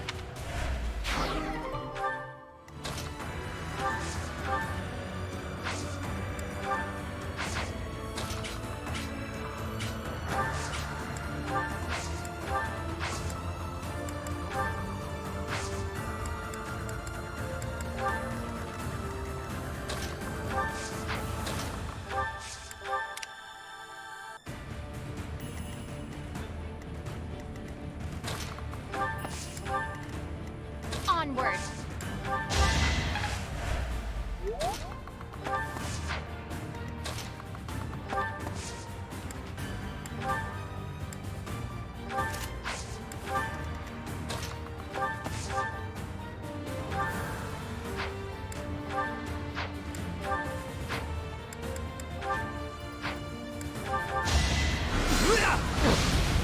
Is that it? Obvious.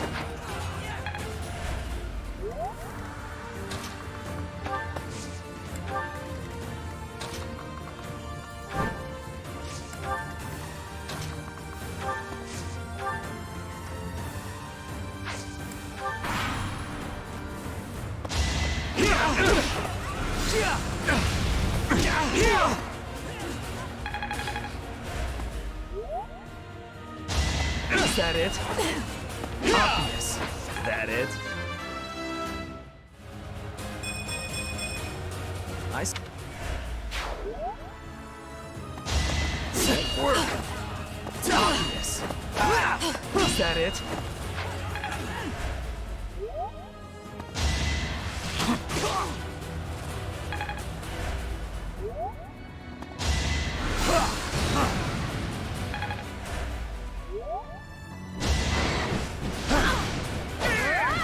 Sorry, but it's you or me.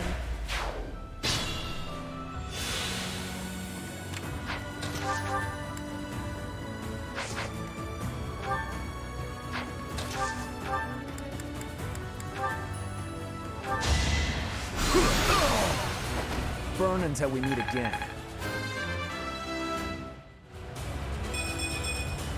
I'm...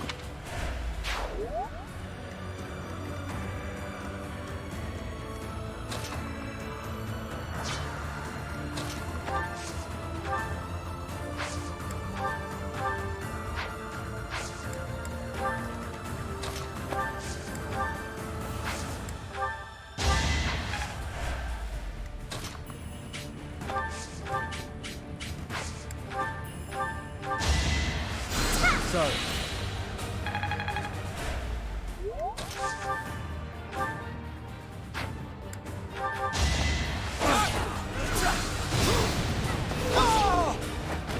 You haven't earned my pity.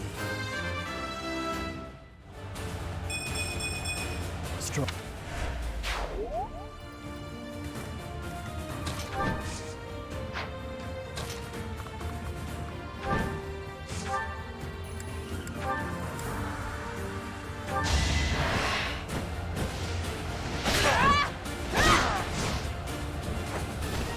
Each battle a victory.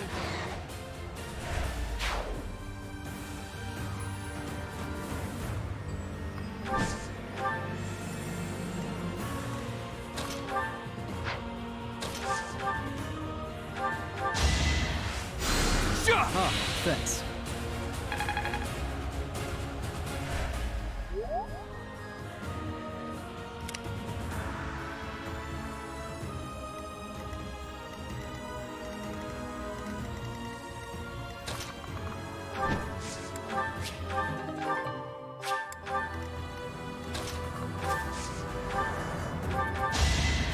You're too kind.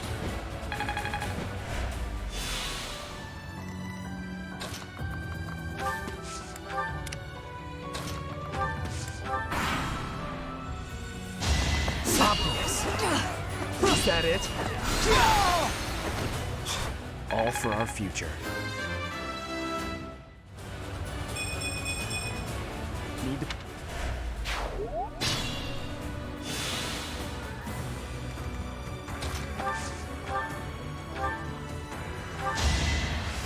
Sorry.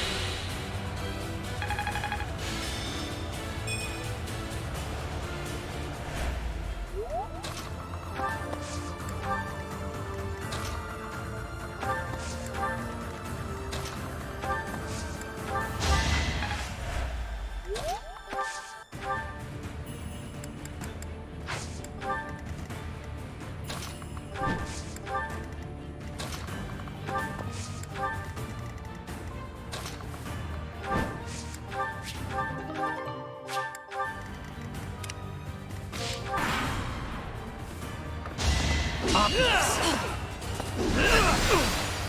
Is that it?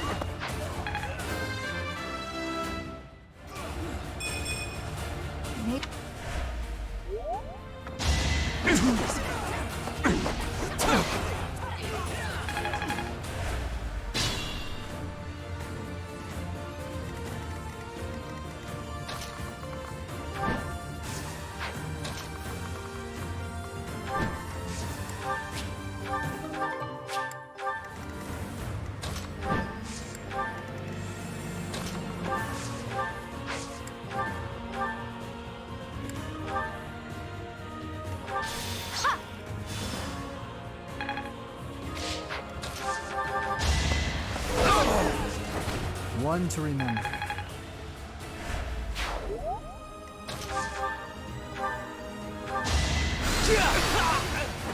Don't bother haunting me.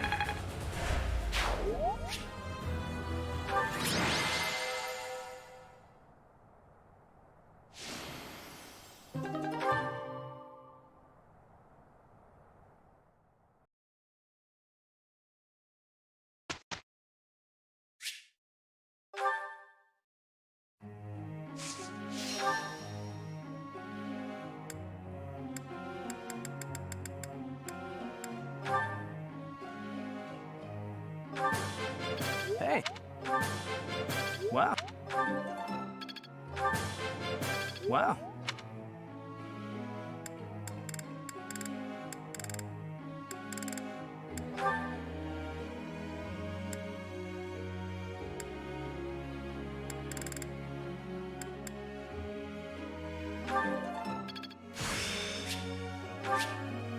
Go figure. I think I got that.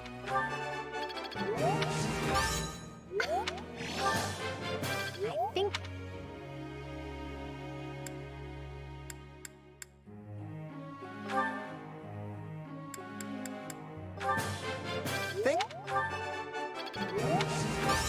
I'll get it next.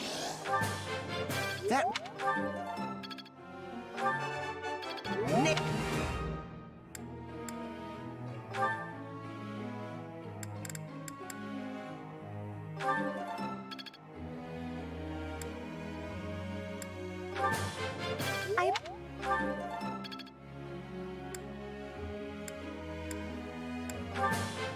Everything.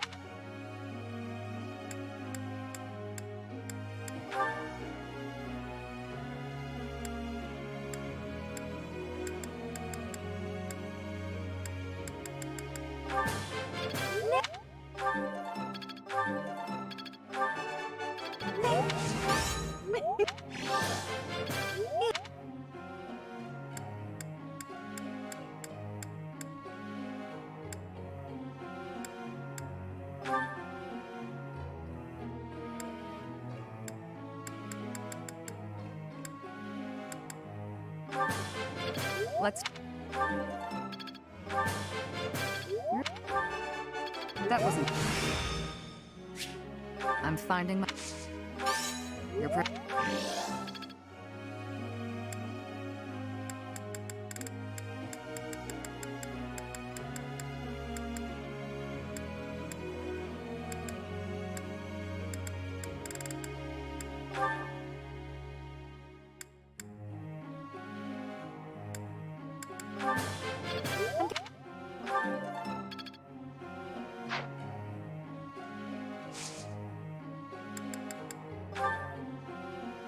Professor?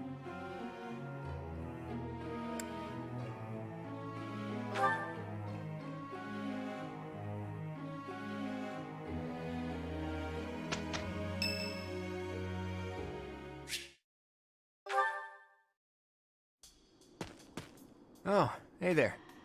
What are you doing up at this hour? Is that right? I guess the more you have to think about, the harder it is to fall asleep. At times like this, I like to gaze up at the stars to clear my head. I've been that way since I was a kid. Looking up at the big starry sky makes my dreams feel small, which makes it feel like I can actually make them come true. I didn't believe in gods when I was a kid. Maybe that's because the night sky took their place for me. Hey, Teach, will you talk with me a while? I bet you figured this out, but I wasn't born in Fodlan. Where I come from, the people of Fodlan are looked down on as cowards. Technically, that cowardice runs in my veins. On my mother's side, anyway. That's why the people who were around me when I was growing up thought of me as an outsider. But I don't believe the people of Fodlan are cowards. That kind of perspective is just based on ignorance. The person from Fodlan who I know best is my mother. She fell in love with a man from the wrong side of the border and had the guts to leave home to pursue that love. I always threw that in the faces of anyone who tried to make a fool of me. My mother is proof the people of Fodlan aren't all cowards. Just saying that doesn't achieve anything, though. I need to destroy the prejudices that have taken root in my homeland. That's why I came here, to see Fodlan with my own eyes. I thought I might be able to find a new perspective that could help me change things. And what did I find? That the people here view anyone who's an outsider as a beast of sorts. I was shocked. Even though our cultures and beliefs are completely different, our two lands have that much in common. That's when I realized the only way to change things is to bring the whole world together and start anew. That's the dream I've been working toward since I first entered the Officers Academy 5 years ago. To unify the Alliance, and then all of Fodlan, and to bring a new set of values to this new land of mine. After that, I'd expand that vision to the rest of the world, break down the walls, and let a new perspective come rushing in, start all over. Do you think that's just a crazy pipe dream, or a brilliant ambition?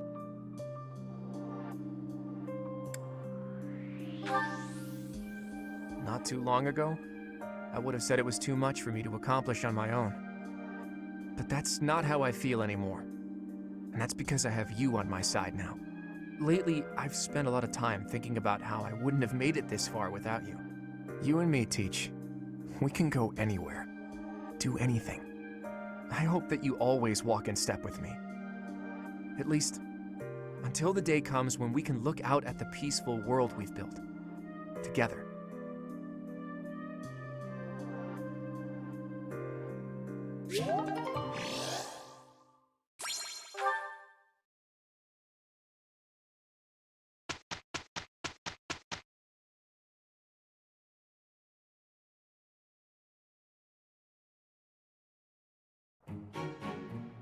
We got through that without trouble.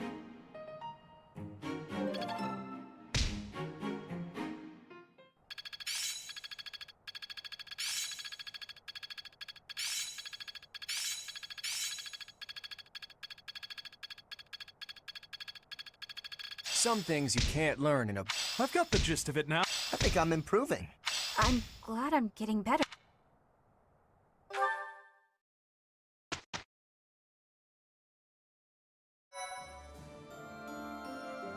Thank you so much.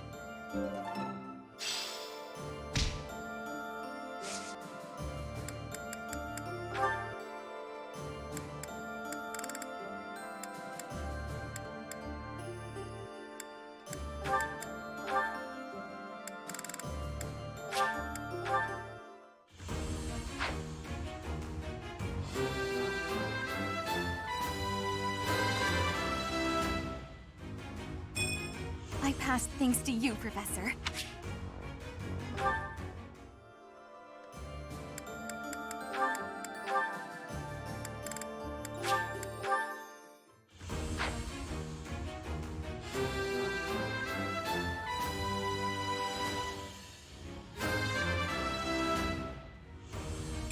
My future is bright.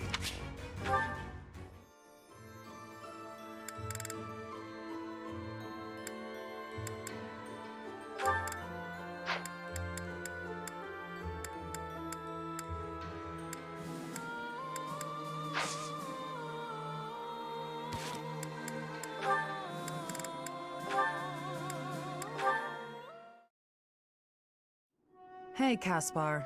You look more troubled than usual. Yeah, I've been thinking a lot about the last time we talked. I really admire your strength, and I want to be like you on the battlefield. But I don't agree with your idea of justice. If that's the case, is it bad for me to look up to you? I'm not sure how to feel anymore. I can't answer that. You'll need to find the answer on your own. I can offer one piece of advice, however.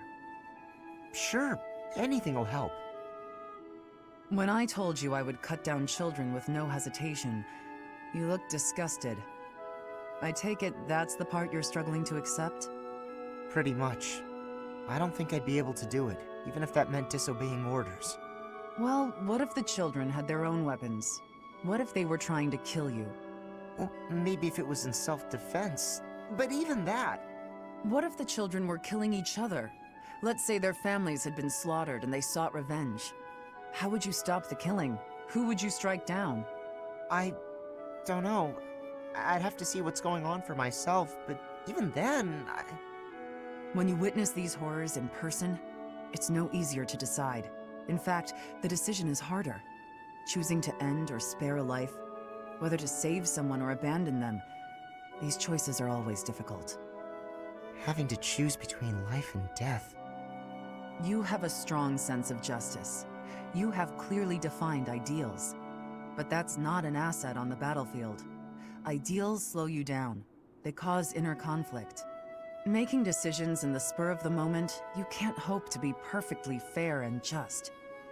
That's why I choose to fight for Lady Rhea's justice. The justice of the Church of Seiros. But what about when Lady Rhea's ideals don't really line up with yours? Then what? Not possible. Lady Rhea's ideals are my ideals. There's no conflict between them, because that's what I've decided. Do you see? I don't get it. You can't possibly agree on everything. I have faltered in the past.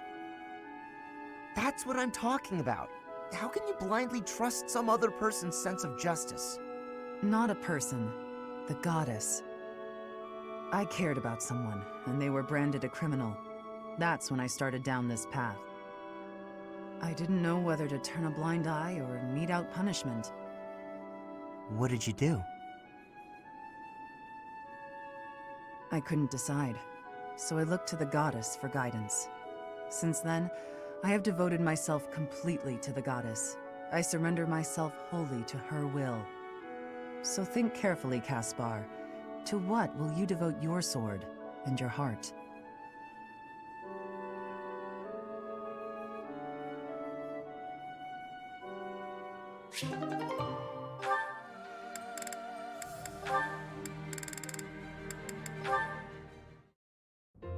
Ah, Dorothea. What are you doing here? I was actually waiting to see you. Were you going to invite me out to dinner? I accept. Yes, I was. I don't think it would be so bad to share a meal with you from time to time. How about tonight? I'm busy tomorrow. That's fine by me. What are you busy with, I wonder? Girls? And more girls? Isn't it an unwritten rule not to ask about such things? But what a curious turn of events. Have you perhaps got an ulterior motive? No ulterior motives. If you're worried, we can just pretend this conversation never happened. No, wait! That's not what I meant. I just don't understand why you want my company now, when you've always been so cold to me. Have you perhaps fallen in love with me? My stomach just got queasy. You know what? Maybe I'll eat on my own after all. Fine, fine, I get it. You want someone to chase your loneliness away. Something like that, yes. If you don't want to, I'll ask someone else. Don't dream of it.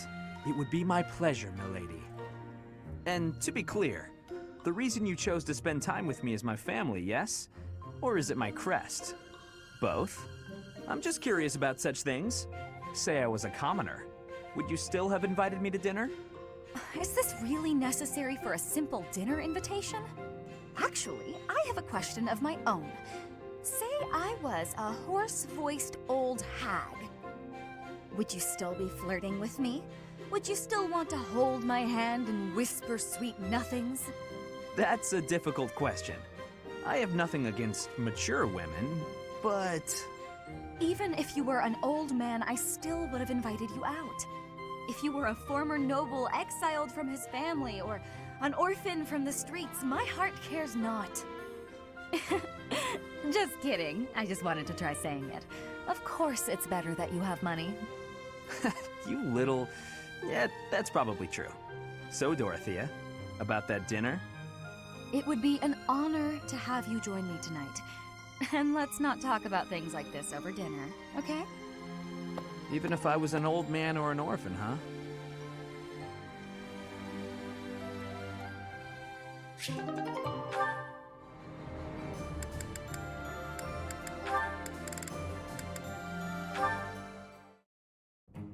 Good morning, Lysithea.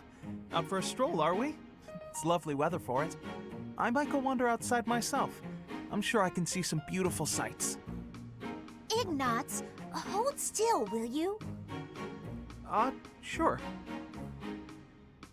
Your shoes are untied. It looks sloppy. Let me just fix it for you.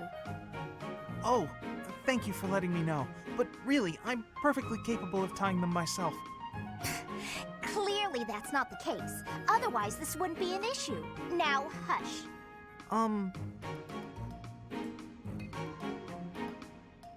There we go. Thanks. You've also got awful bedhead. What? But I examined myself in the mirror before leaving my quarters. It's the back of your head. Quite unkempt. You really should get it together. I mean, really. You're born to a noble adjacent merchant family, aren't you? You really should be more presentable. Sorry, Lysithea. You're always so perfectly put together. In fact, I'd say you're perfect in all respects. I don't think I've seen you fail at anything. Well, consider that if I make even the slightest misstep, everyone will treat me like a child. There's nothing I hate more than that. I see. Well, I think you're very mature. If anything, you may be overdoing it somewhat. I mean, people treat me like a child sometimes. But I like it, because it reminds me that other people care about me. You know? No matter how much we stretch, some things are always beyond us. I think it's fine to be vulnerable and ask for help sometimes. Ignatz, are you really lecturing me about how I conduct myself right now? You're a sheepish, unreliable scatterbrain who can only ever think about what others think of him. Perhaps you should worry about your own maturity before you start questioning mine. Although you certainly look the part of a baby, so maybe that's asking too much. Anyway, I've got things to do, so I'm gonna go now. Lysithea, wait. Hey! Out of my way! You're such a child, I swear. That was uncalled for. After all, I am older than she is.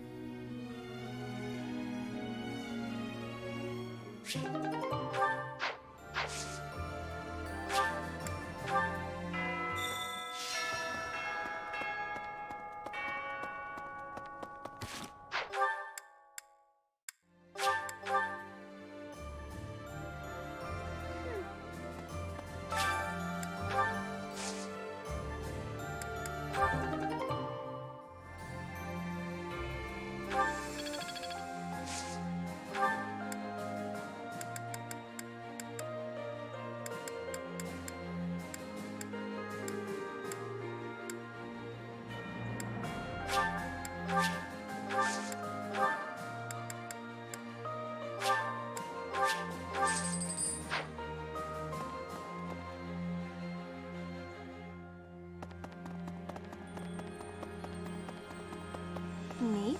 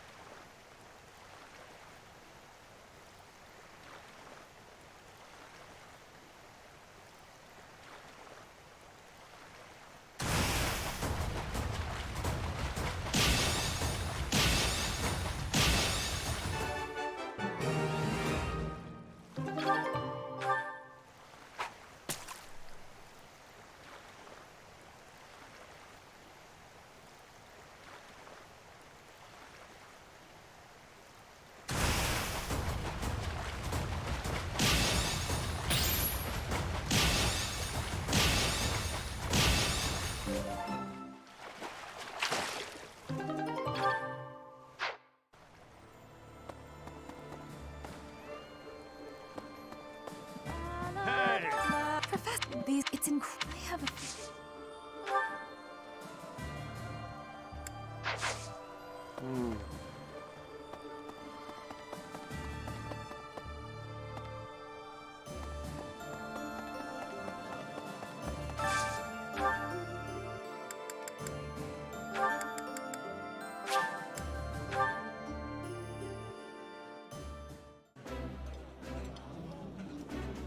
Delicious. After a... Yeah, you just get it, Perfect.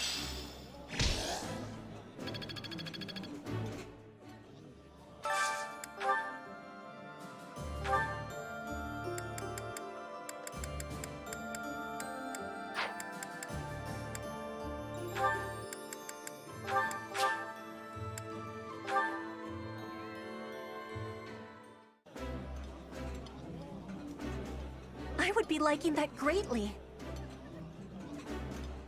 That looks appetizing.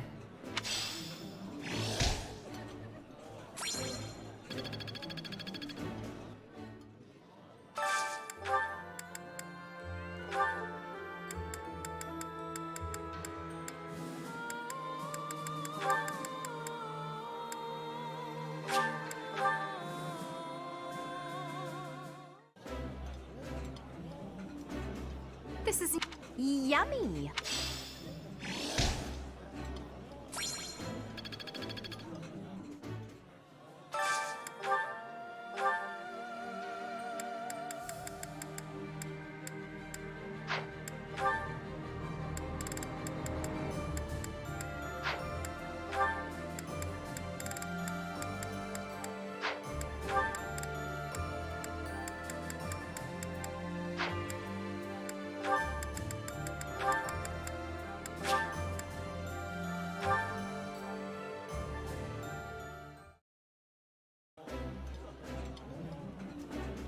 I can. This is my.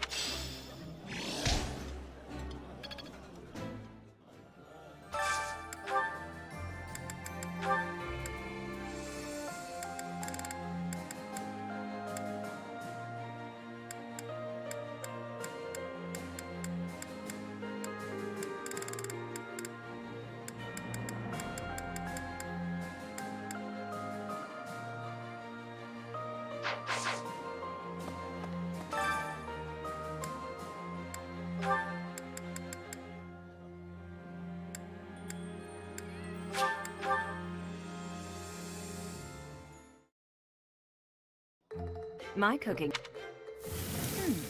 Right. I do so. Oh.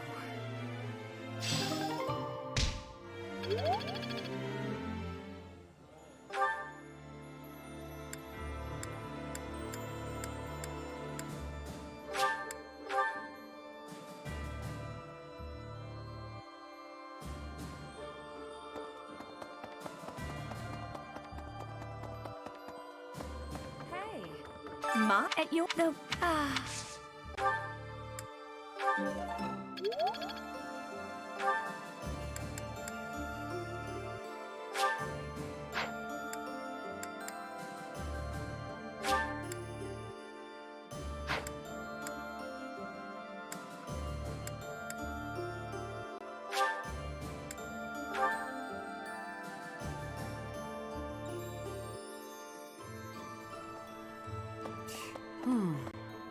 Country.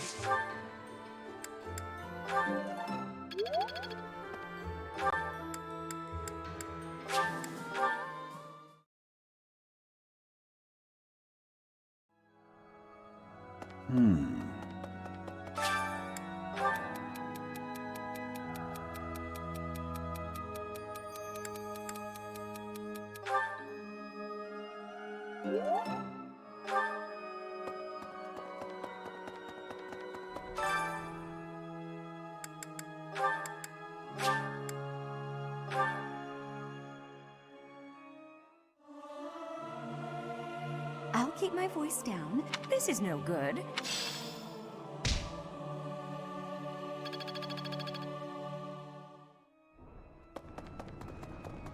Dear goddess. Need something? This one? You're all set.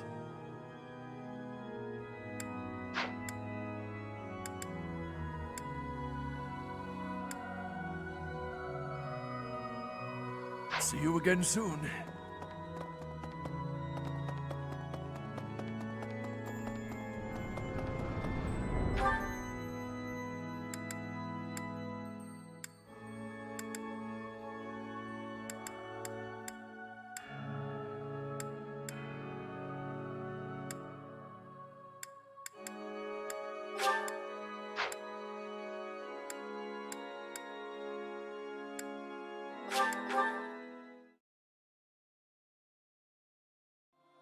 Teach. Yes. Professor, no matter anything you...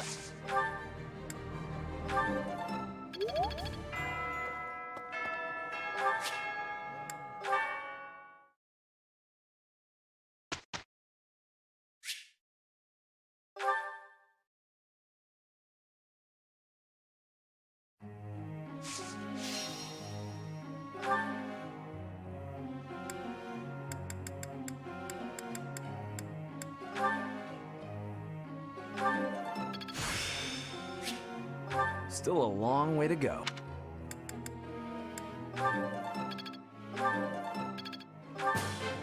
Hey.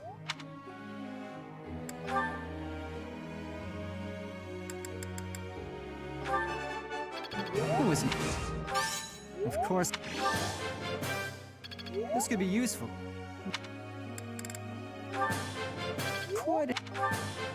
This could be useful. Who is not? I still need to improve.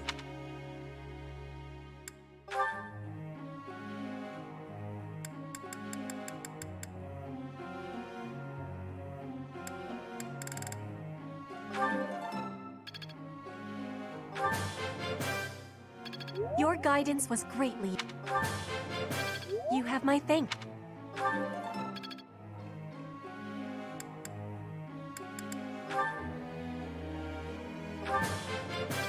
I appreciate your...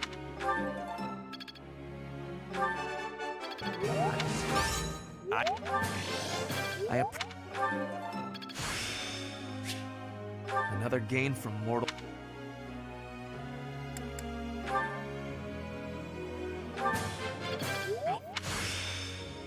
Could be. That was.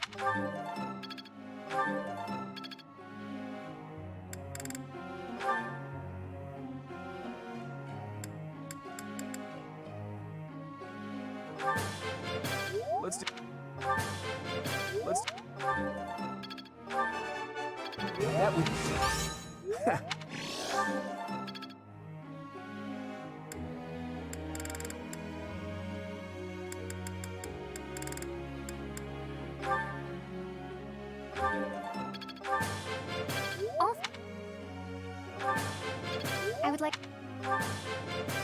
I would like to do.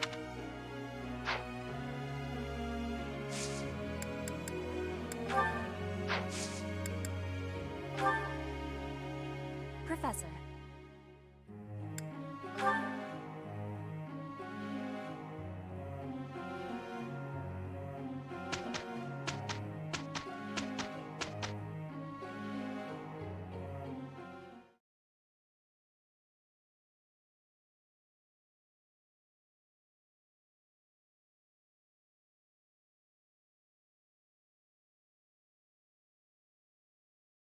Amazing, no? I'm really getting it, I think.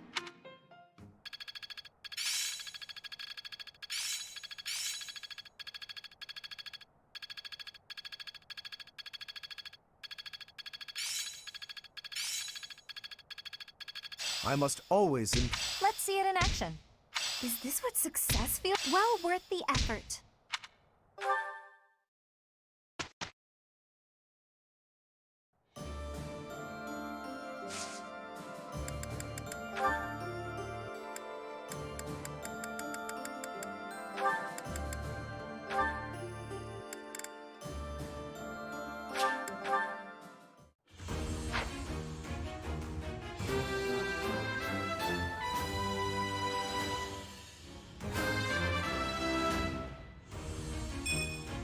Huh, okay.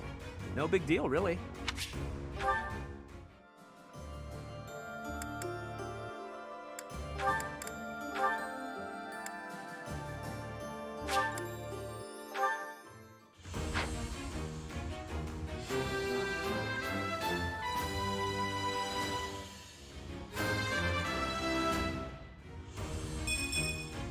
Easy.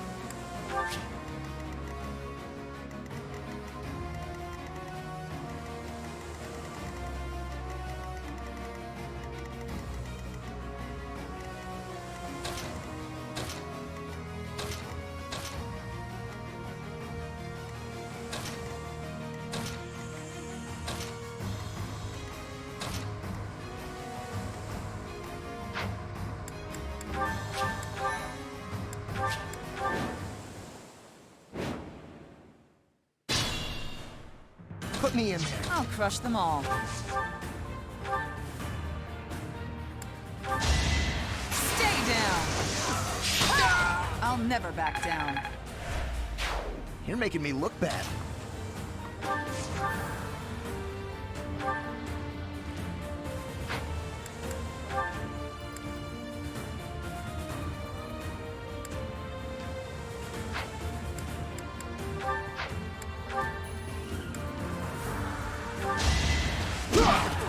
I'm not going down! Who's next? Get in line. Great job. I'll cut through.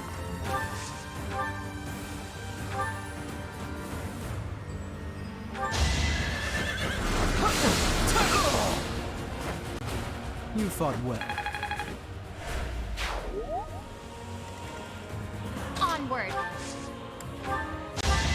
Ah!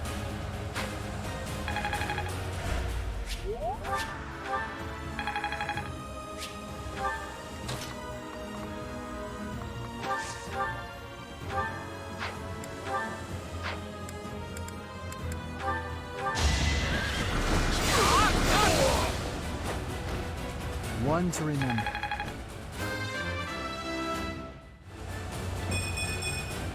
I must continue my training. How?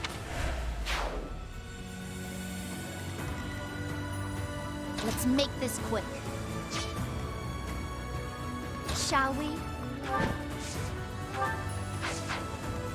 I will prevail. At the ready.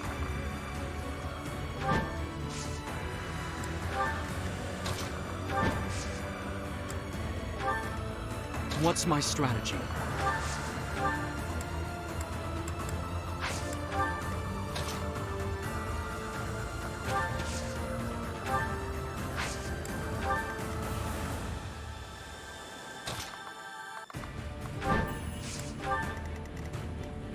At your service.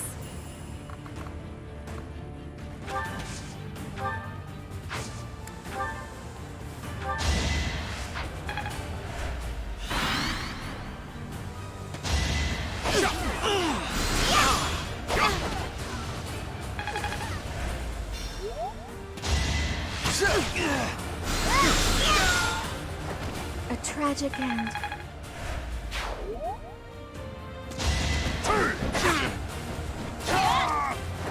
Sorry, but it's you or me.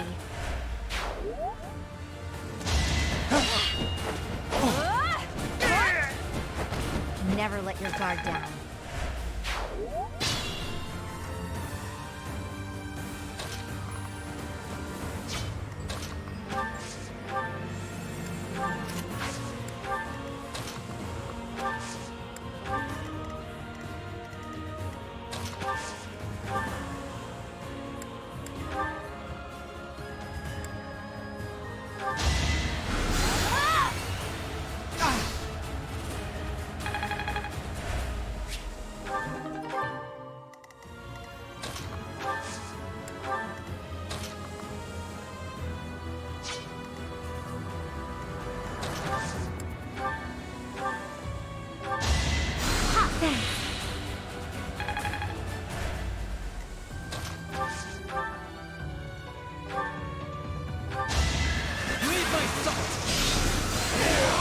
You haven't earned my pity. That was fun to watch.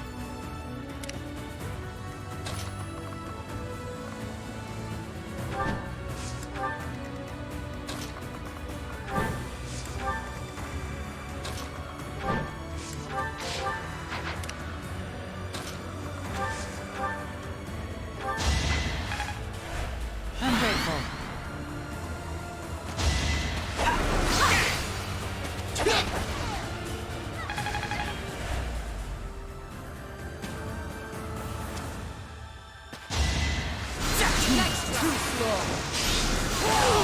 All right, next.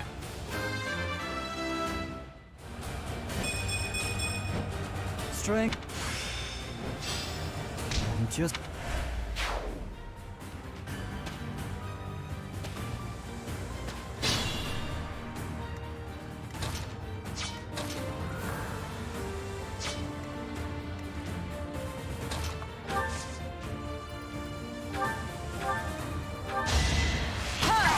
I won't hold back.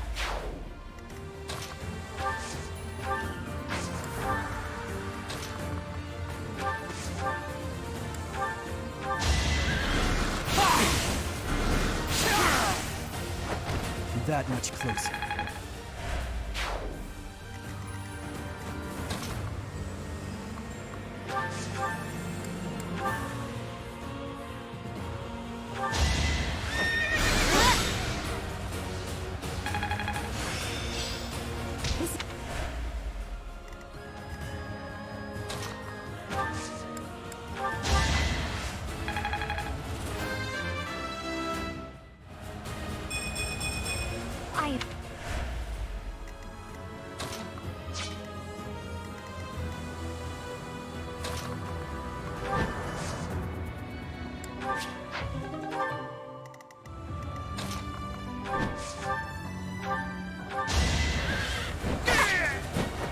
Don't get used to this.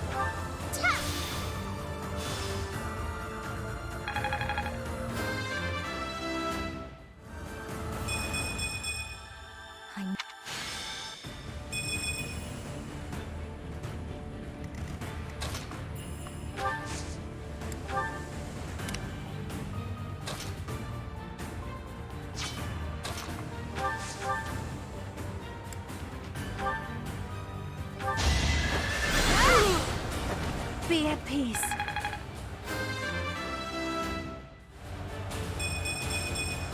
This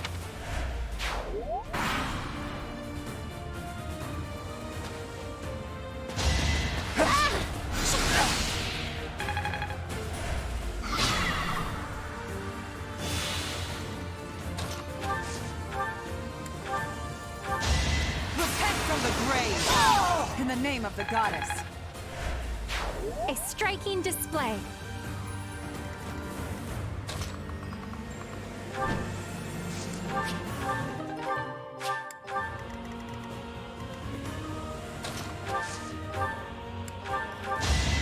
Why, thank you.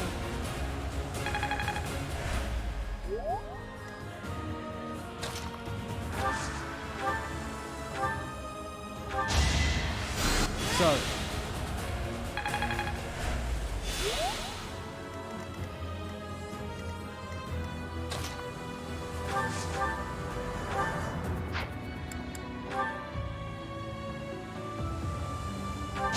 Hope you're ready. Big win.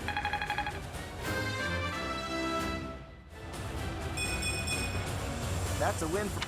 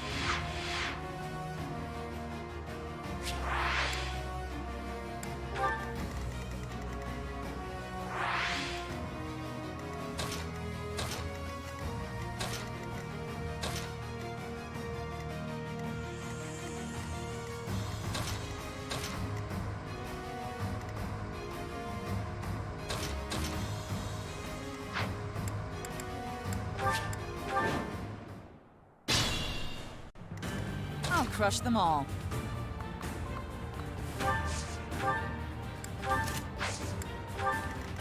Put me in there.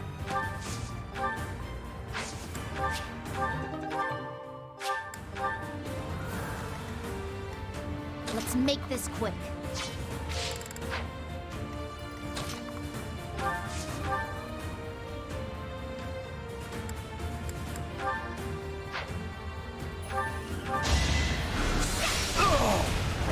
It's done.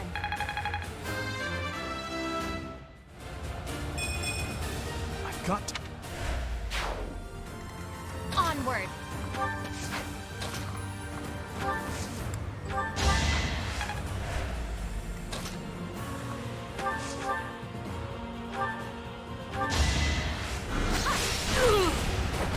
I've got no time for mercy. I'll cut through.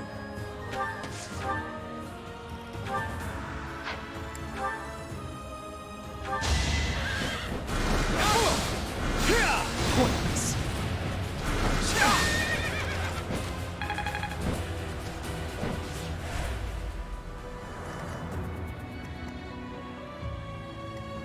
What's the plan?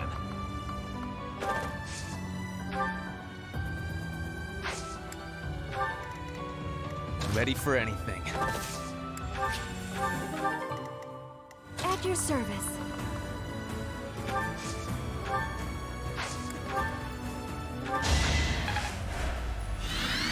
What's my strategy? I will prevail.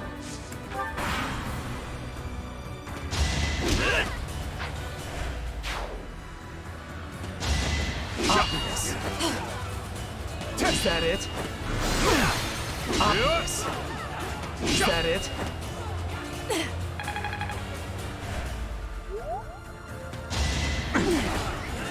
Is that all?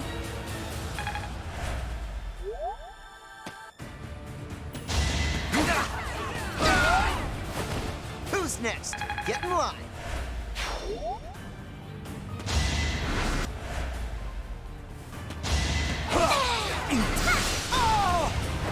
It's done.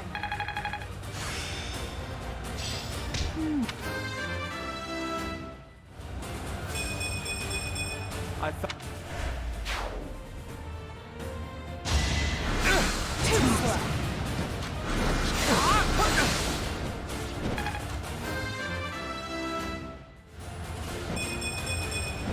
For now.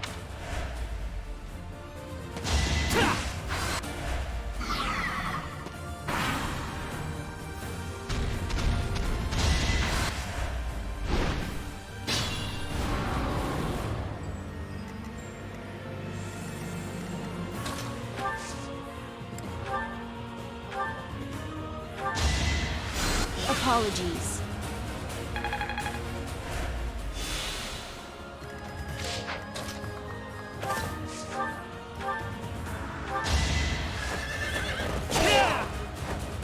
I will see this war through.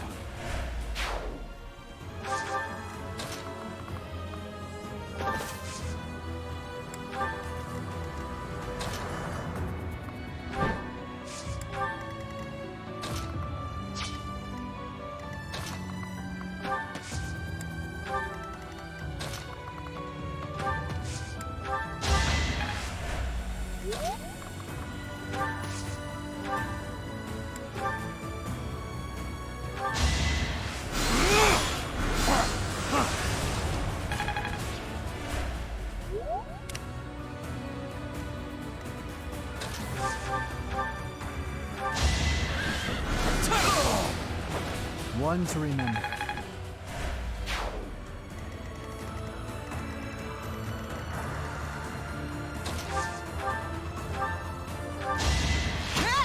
Where do I start? I'll never back down.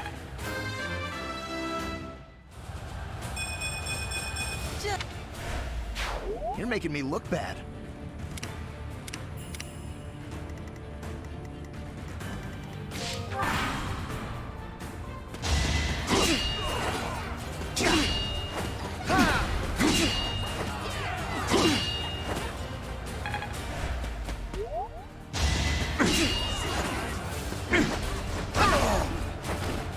Talk at your own risk.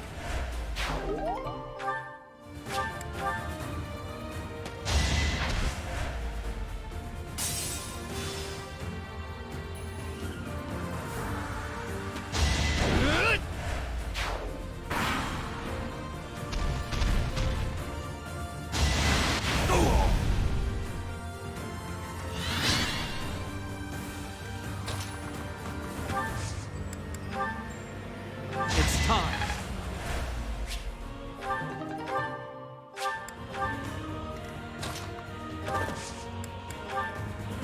We'll cover it. Let's get things rolling.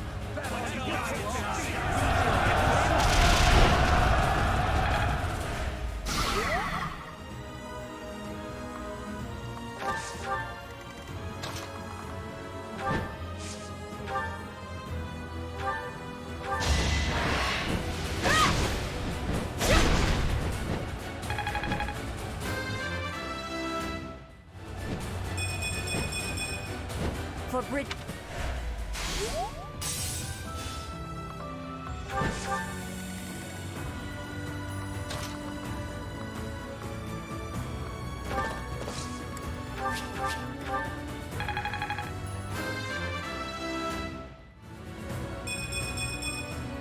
Greatness.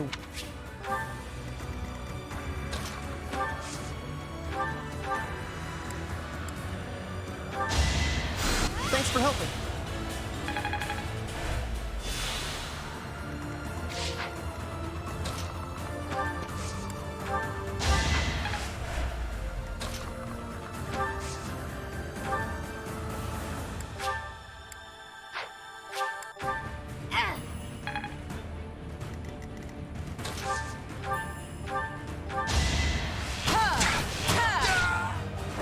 All for Lady Rhea.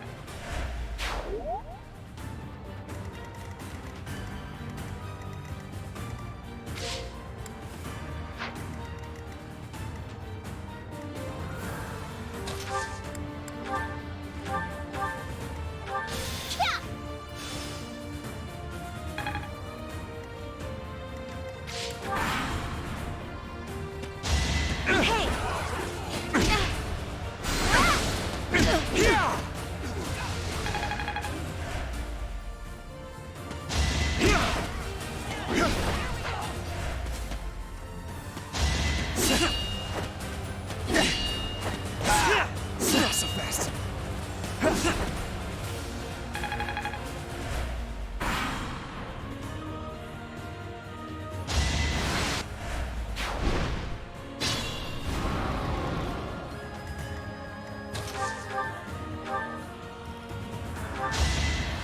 If I live, I fight.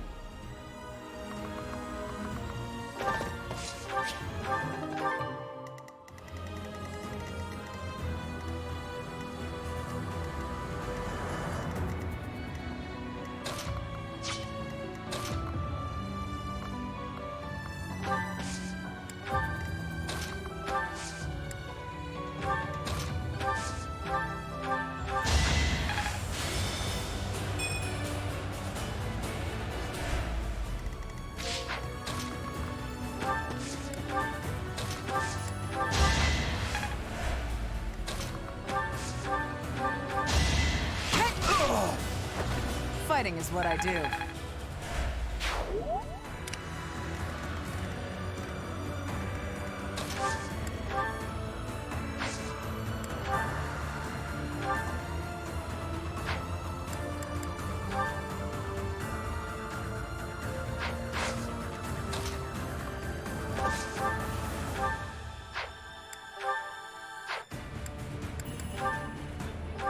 Whatever it takes.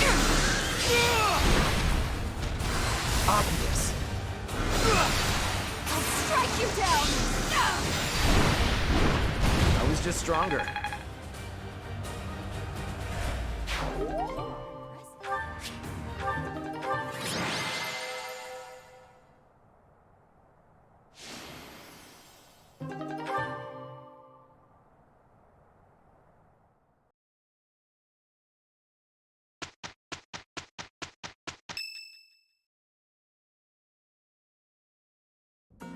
Everyone, listen up.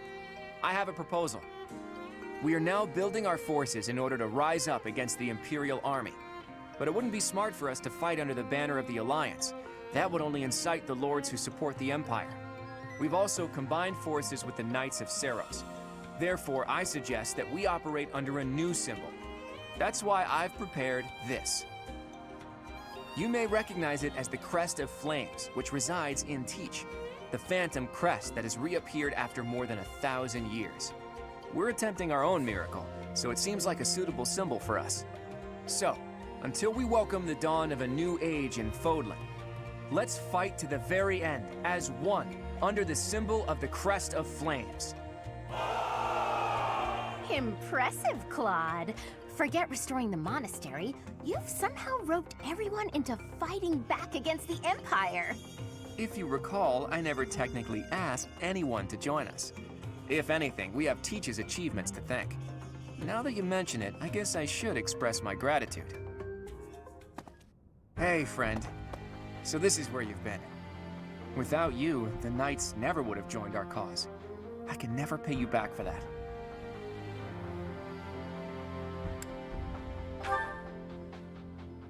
Just leave it to me, Teach. When this fight is over, I plan to see all of my dreams come to fruition, and yours as well. Well, for example, to bust open Fodlan's throat. There's a massive fortress there, which is responsible for protecting the eastern border of the Alliance. I like to think of it as a lid on a bottle. The people of Fodlan only know a small part of the world. Their prejudices are born because they don't know what lies beyond their borders. And the opposite is true too. Those outside of Fodlan don't know about this place. Ignorance breeds discrimination. Whether you look inside the bottle or outside of it, if you really look, all you'll find are people who you can get along with if you only try. That's why I want to bust open that lid, which is keeping us locked inside, or destroy the bottle entirely.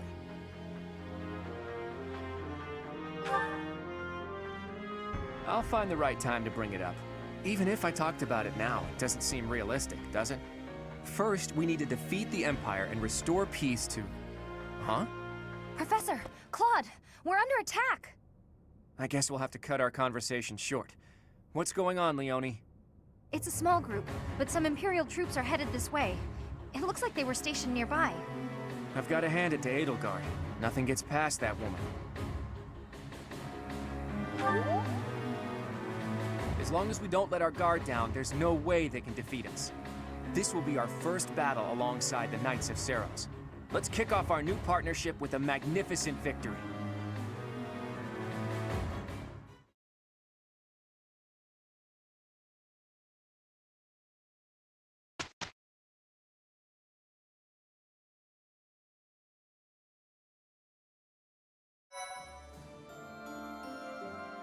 Thanks.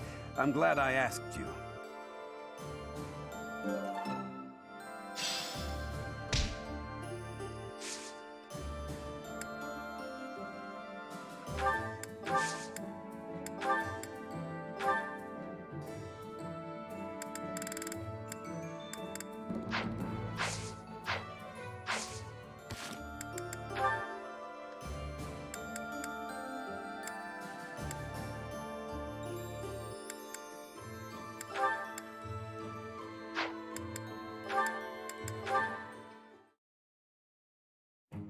Felix, there you are.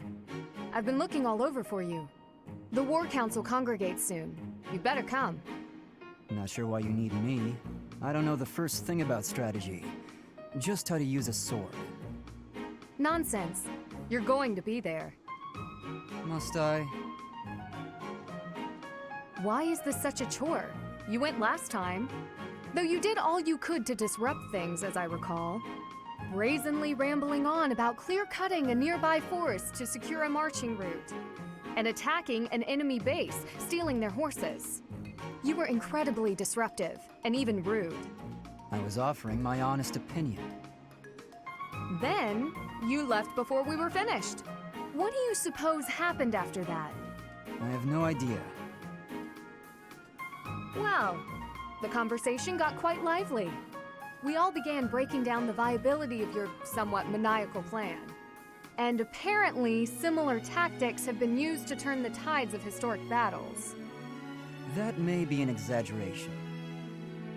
Successful armies must be able to handle unexpected situations. That starts with weapon mastery and creative tactics. If you didn't have so much battlefield experience, you wouldn't be capable of such unique strategies. Which is why we need people like you. People who think creatively to lead the army. Now you're just massaging my ego. When have you ever minded? We need you there. Just come on. Mm-hmm.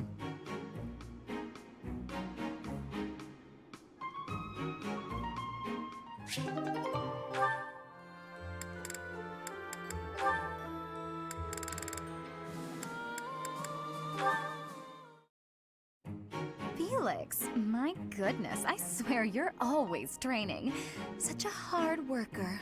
So strong.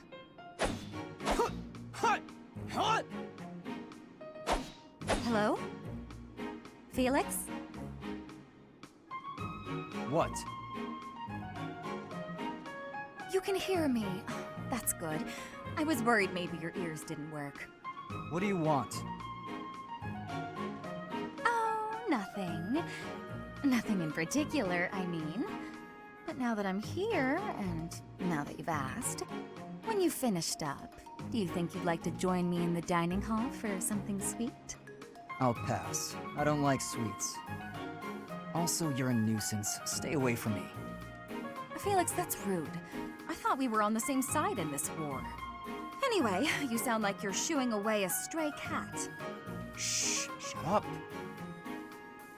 I am not a stray cat, Felix, and I am not leaving until you take a moment to chat with me. You are a pest. Fine, do what you will. Oh, you better believe I am going to keep doing exactly what I will.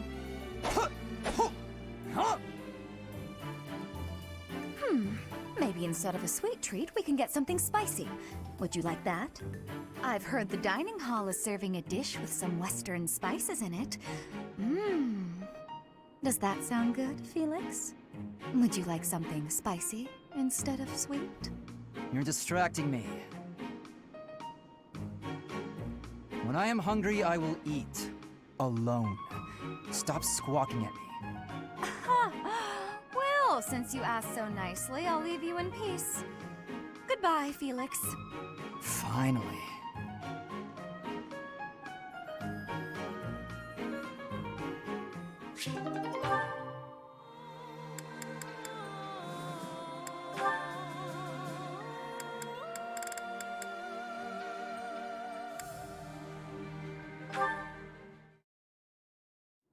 You know, stepping in to prevent extortion, that was quite brave of you.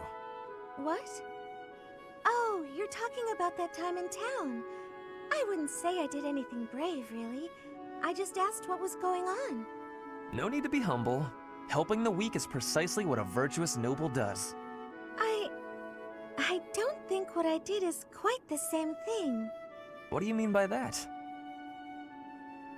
The point I was trying to make is that some things in this world can't be bought or sold with money.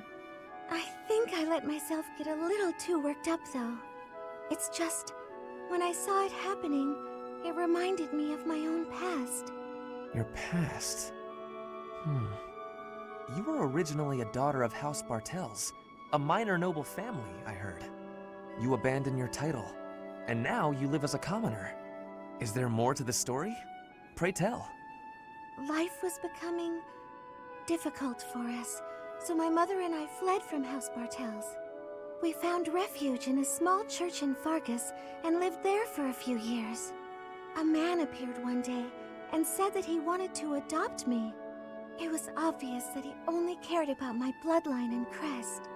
The priest refused to let me go, but the man used his money to overwhelm the church. In the end, I had no choice but to leave with him. That soldier we saw? I guess he just reminded me of my adoptive father. The man who exploited you so that he could join the nobility. Yes, I understand. But I must confess, that part of the story confuses me. There is nothing to gain from having a noble title. What's so funny? I never thought I'd hear you question the value of nobility, Ferdinand. Oh, well, that is not quite what I meant. Using someone else to obtain high status, with no effort and no accomplishment? Certainly you can obtain a title like that, but it hardly makes you a noble. I completely agree. By the same token, although you are legally a commoner, in your heart, you are a proud and virtuous noble. That is what I think, at any rate.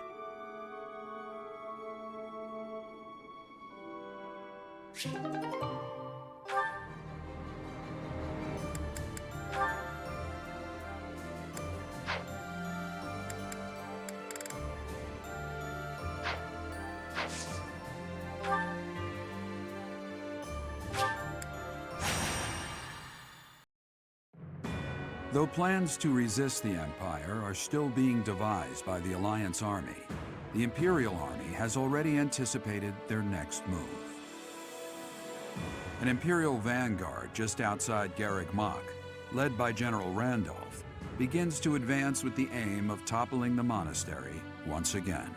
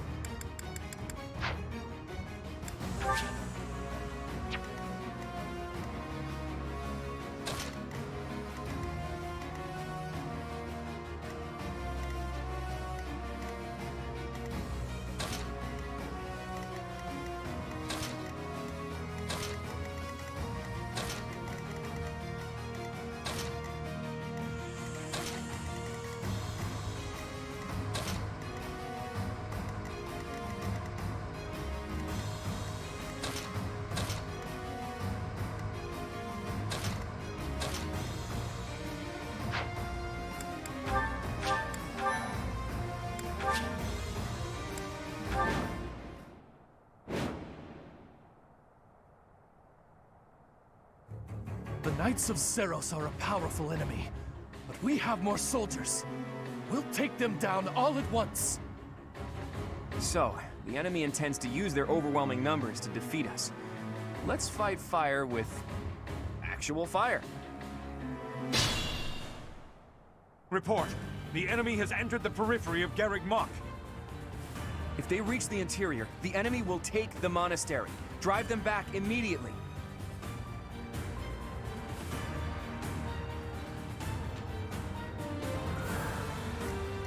What's the plan?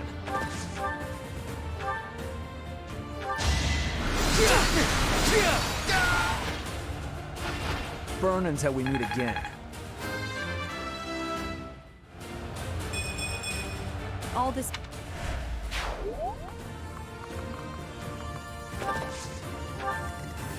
Ready for anything.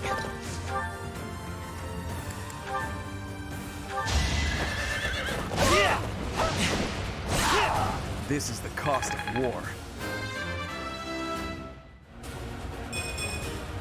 I am not well pleased.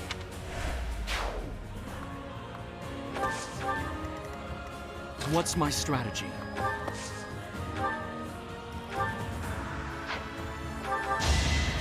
Thank you.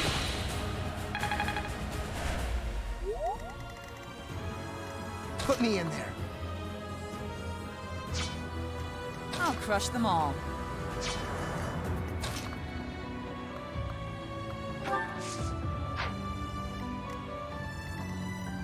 My orders?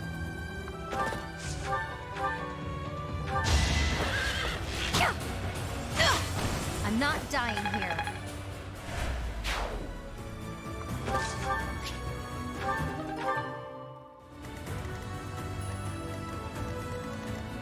I'll cut through.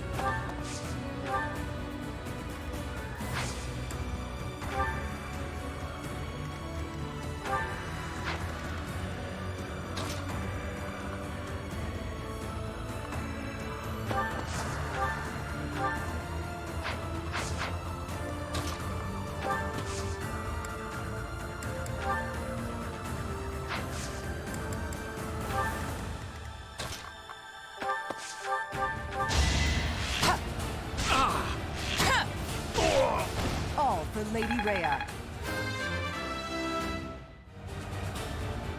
Even I have bad days.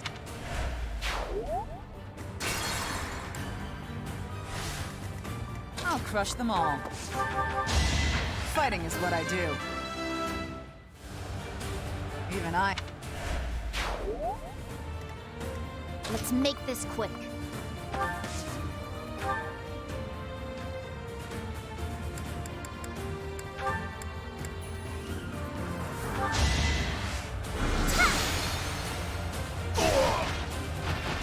You lost that one. At the ready.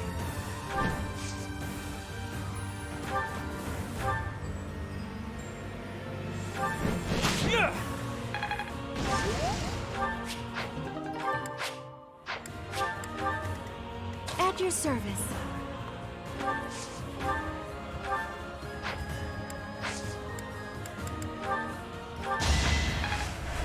Thanks. Onward.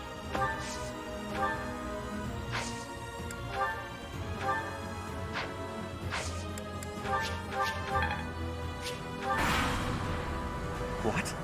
That strange battle flag is... But isn't our enemy the Church of Seros? They didn't have enough soldiers with just the church, so they upped their numbers by joining with those filthy rogues. It doesn't matter what flag they fly. They're nothing more than a mob. We'll destroy them all!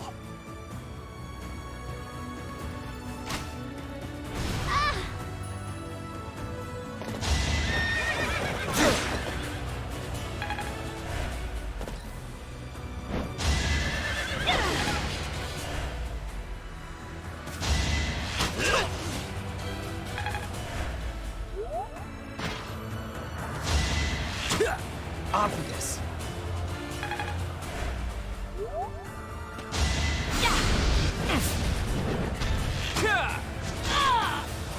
Sorry, but I must. The weak...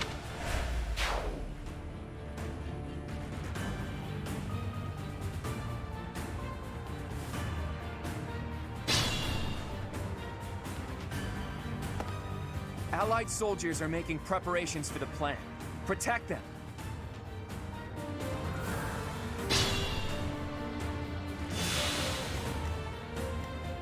Put me in there.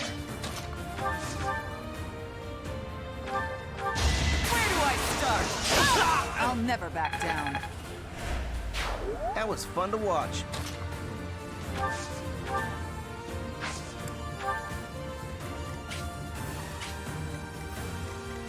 I'll cut through.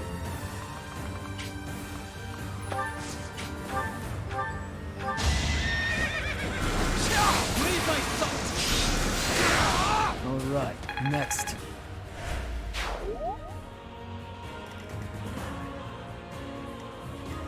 My orders? That's the spirit!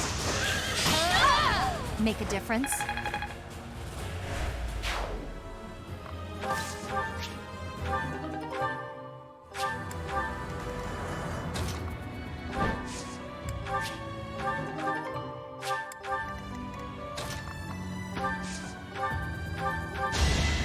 Sorry.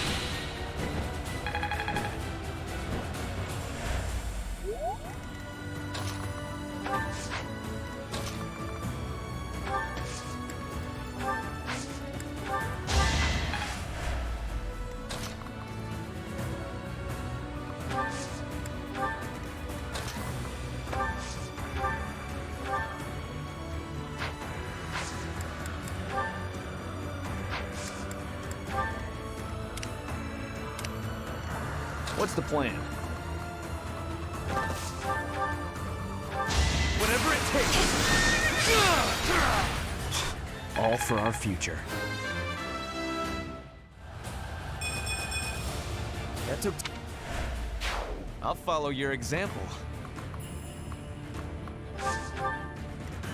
Ready for anything. A boon for our future. What's my strategy?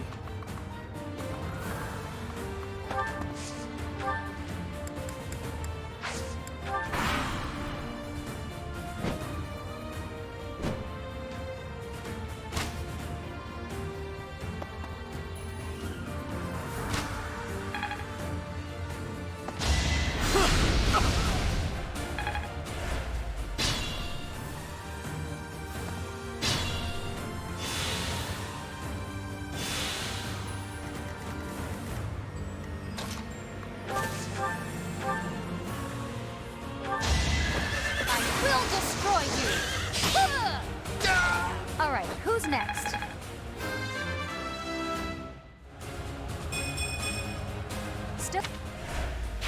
Great job.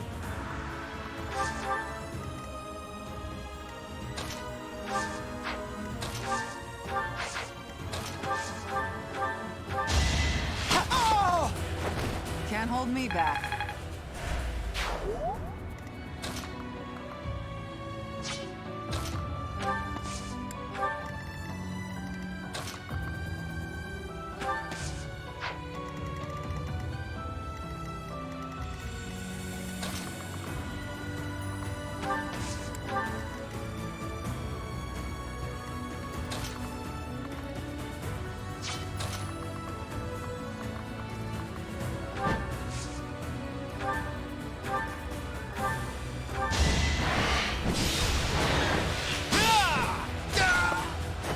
A fitting outcome.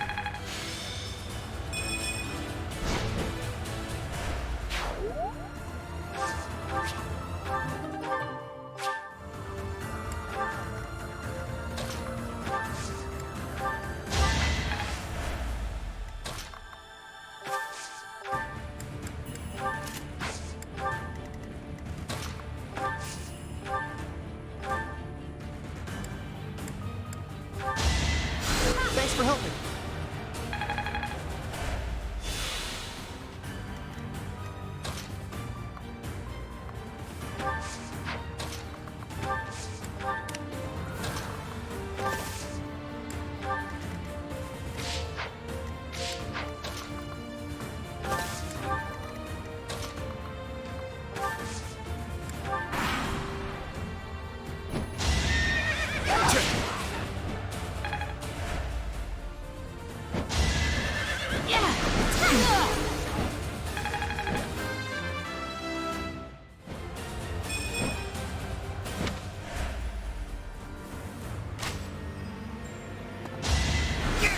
Is that all?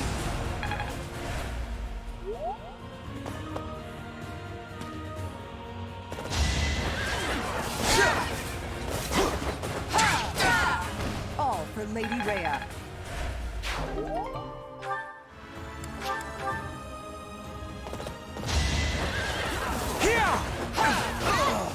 Can't hold me back.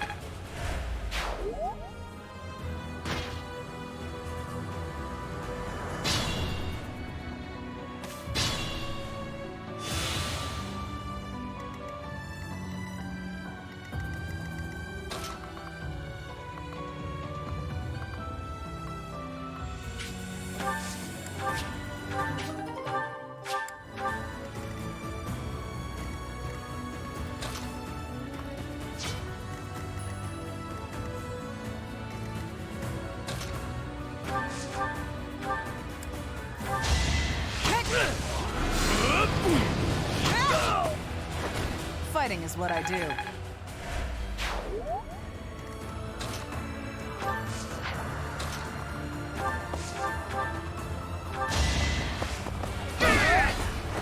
Who's next? Get in line.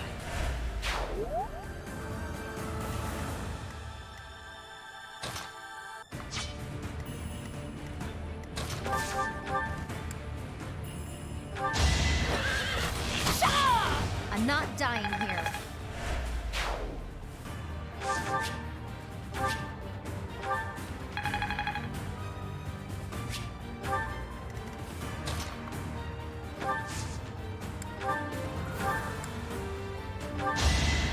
I'm grateful.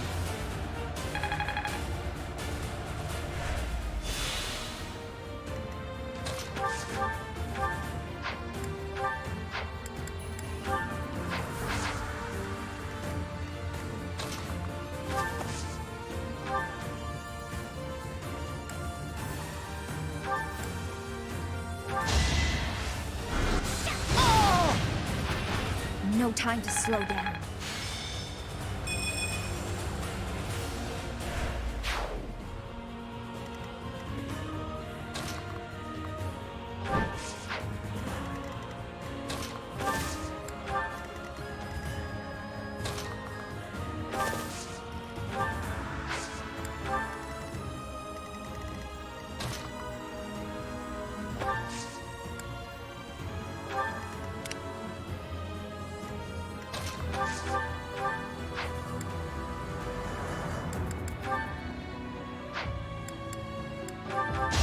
If I must! Ah! Child's play.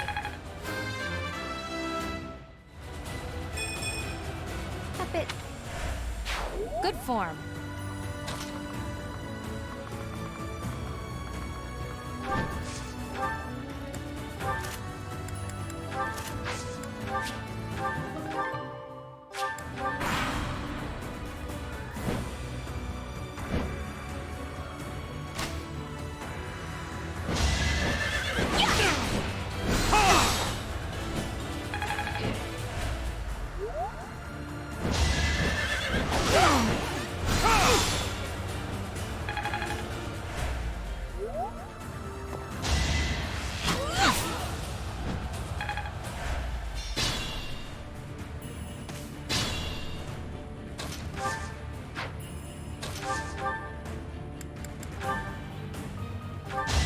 Here is something to believe in! Another victory.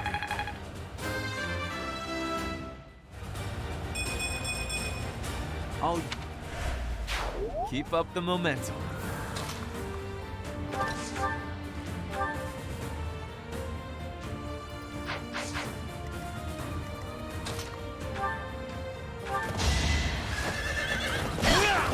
No time for pity.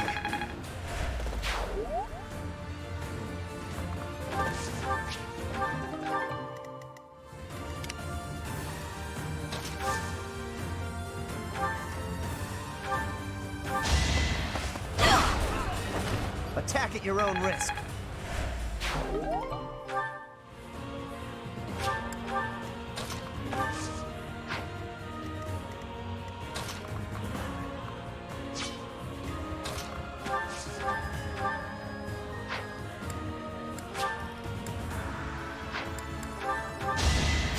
Thanks for that.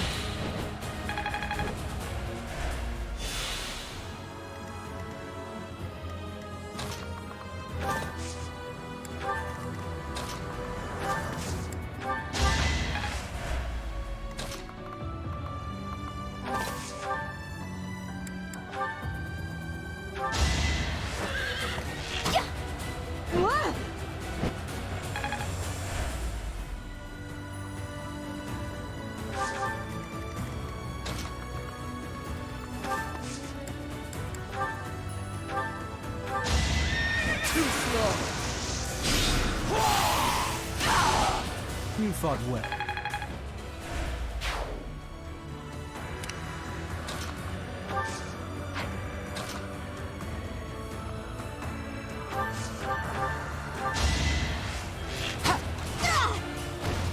All for Lady Rhea.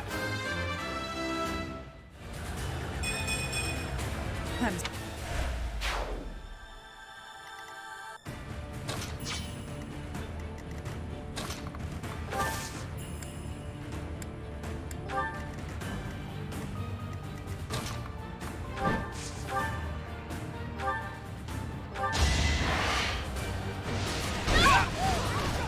Sorry, but I must.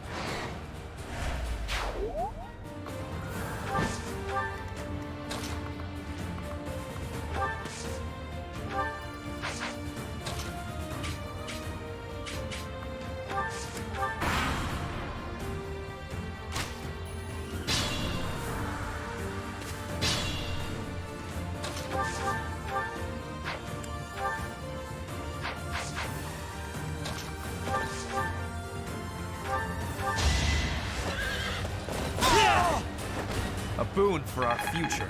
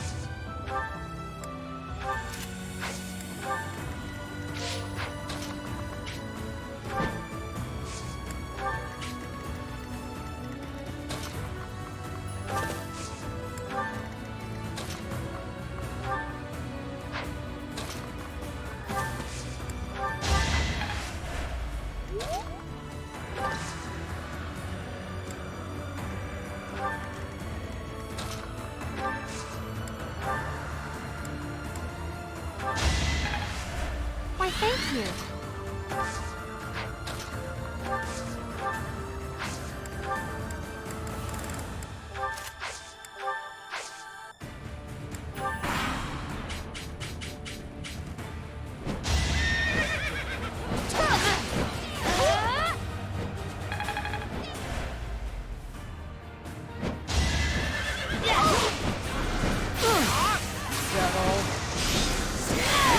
You haven't earned my pity.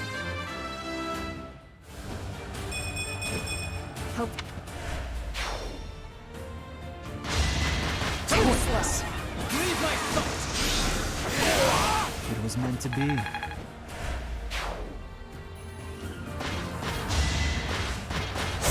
I'm not going down! Who's next? Get in line.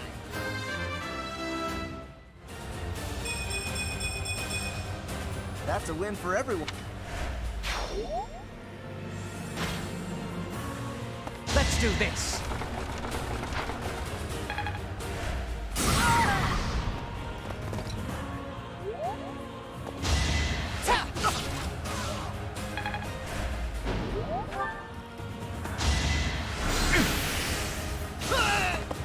I'll get strong. We're prepared for the fire attack. Now we just need to draw the enemy's attention. You can't defeat us with that many soldiers? The Imperial army is doomed without a capable general. Quiet! Don't think you'll get away with mocking me. Attack! Make sure they never speak again! Now!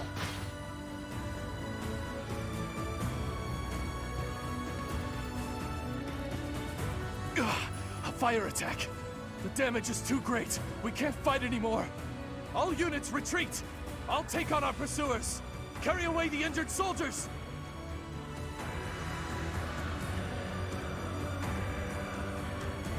If we let them escape, they'll come back to attack later. We have to take them out.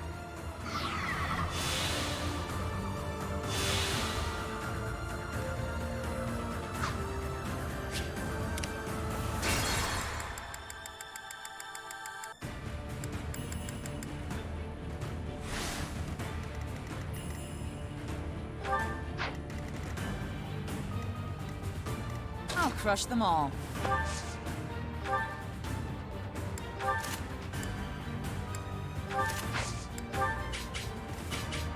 At the ready.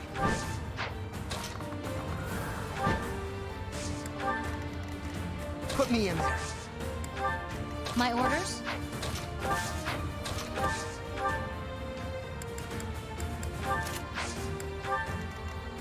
What's the plan? Onward!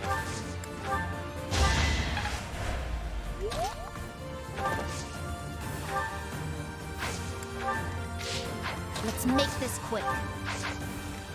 At your service. I owe you one.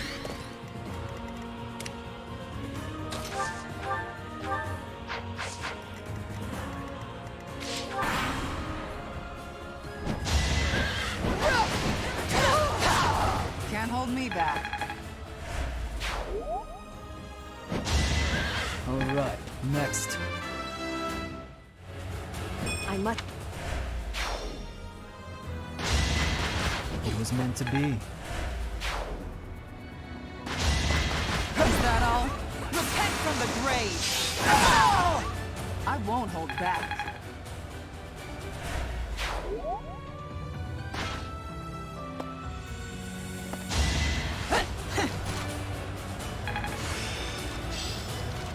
I'll show you what I can do.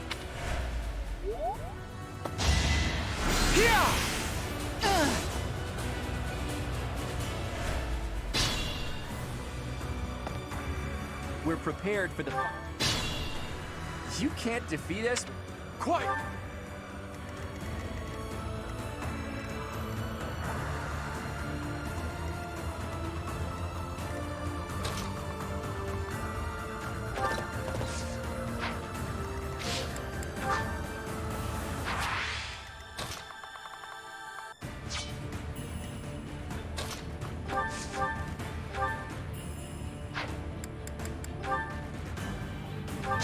Hope you're ready. Big win. There is Invigorating.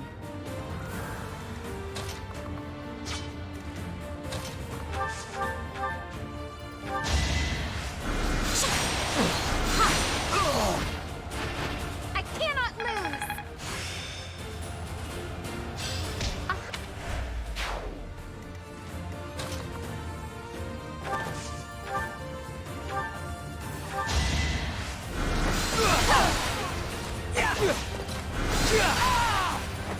I was just stronger.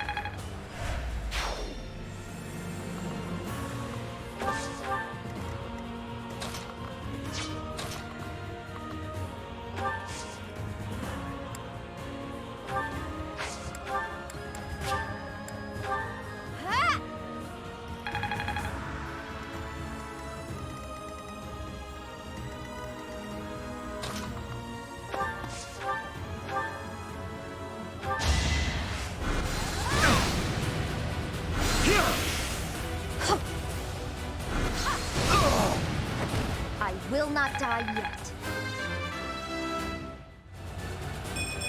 I will...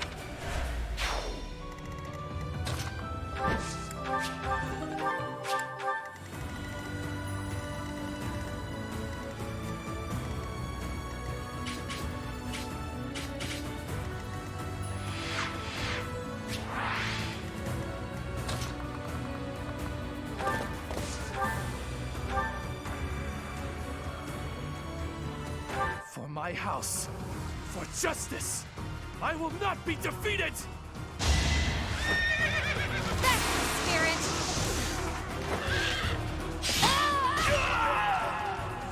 Mother, please, I'm so...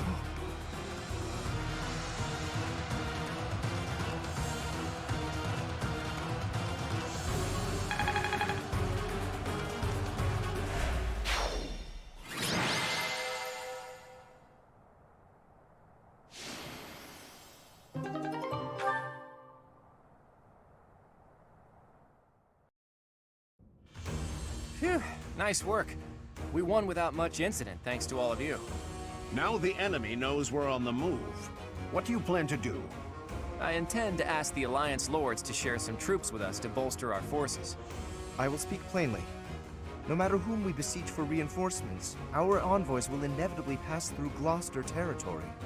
My father is being cautious not to give the Empire a pretext to intervene.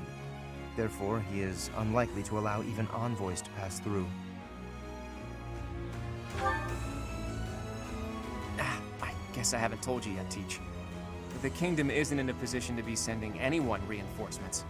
After losing King Lambert during the tragedy of Dusker, a regent had been handling its politics. But then, there was a bloody coup. The regent and Prince Dimitri both. Apparently the whole family was killed. All bladed territory, including the Kingdom capital, is being ruled by those who are cooperating with the Empire. The Kingdom is no more. It's now called the Fargus Dukedom. The vast majority of the former kingdom lords bent a knee to the overwhelming power of the Empire and the dukedom, and now fall under their jurisdiction. Some who formerly held power are continuing to resist, but it would be difficult for them to regain it. Oh, hey, I can think of one person who we can ask for reinforcements.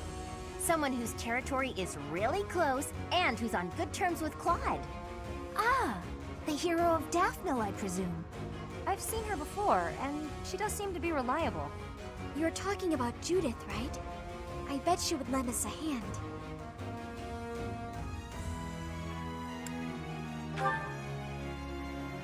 That's right, you've met her once before, Teach.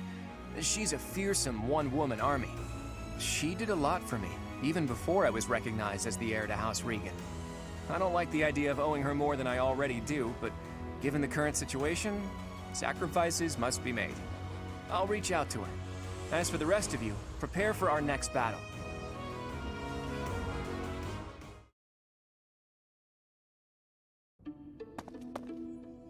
Hey, Teach. How are you feeling? Does anything feel strange at all?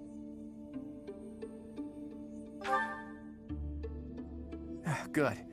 I still vividly remember you suddenly collapsing and passing out after you went through those changes. But maybe that's not a concern now that you've spent 5 long years napping. Your command bringing my schemes to life. That's just how we fight best.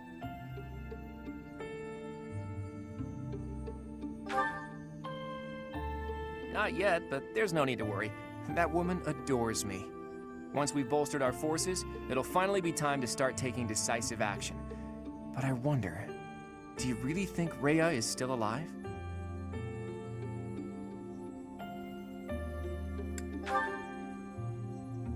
There's no telling, but it's also hard to imagine the death of someone as important as her staying a secret. I wonder where she is and what she's doing.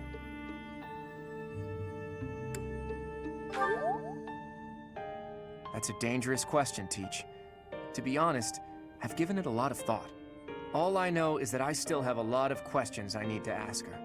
About the true history of Creststones and Heroes' Relics, and the truth behind the legend of Seros and Nemesis. She has secrets. Too many of them for my comfort. Considering the state of the world, it's suspicious. You must be curious about what was done to you and what her plans were for you, right? And you never did learn about your mother, did you? None of our doubts will ever be cleared unless we hear these answers from Rhea herself. In that sense, I absolutely hope Rhea is still alive. But as far as Fodlan goes, I do wonder what a world without Rhea would look like. The majority of people in Fodlan believe in the Seros faith that Rhea preaches. That's why they accept the noble system as if it were the only option, and refuse to associate with those who believe in anything else. That closed-minded philosophy is the reason why Fodlan's throat is locked tight. But if you remove the archbishop who strictly advocates that doctrine, that worldview is no longer an absolute. There's room for free thought. The leadership of the church would undoubtedly fall to you, and you would hold the power to change the shape of the faith, of the world. Then, for the first time, people would truly be free to think for themselves, to decide what's right and what's wrong. Honestly, I believe Edelgard is probably hoping to achieve something very similar. But her methods require too much bloodshed. That's not something the world can get behind. Anyway, the best thing we can do is find Rhea and hear what she has to say. Oops. I guess I've been going on for a while now. Sorry about that. You should get some rest.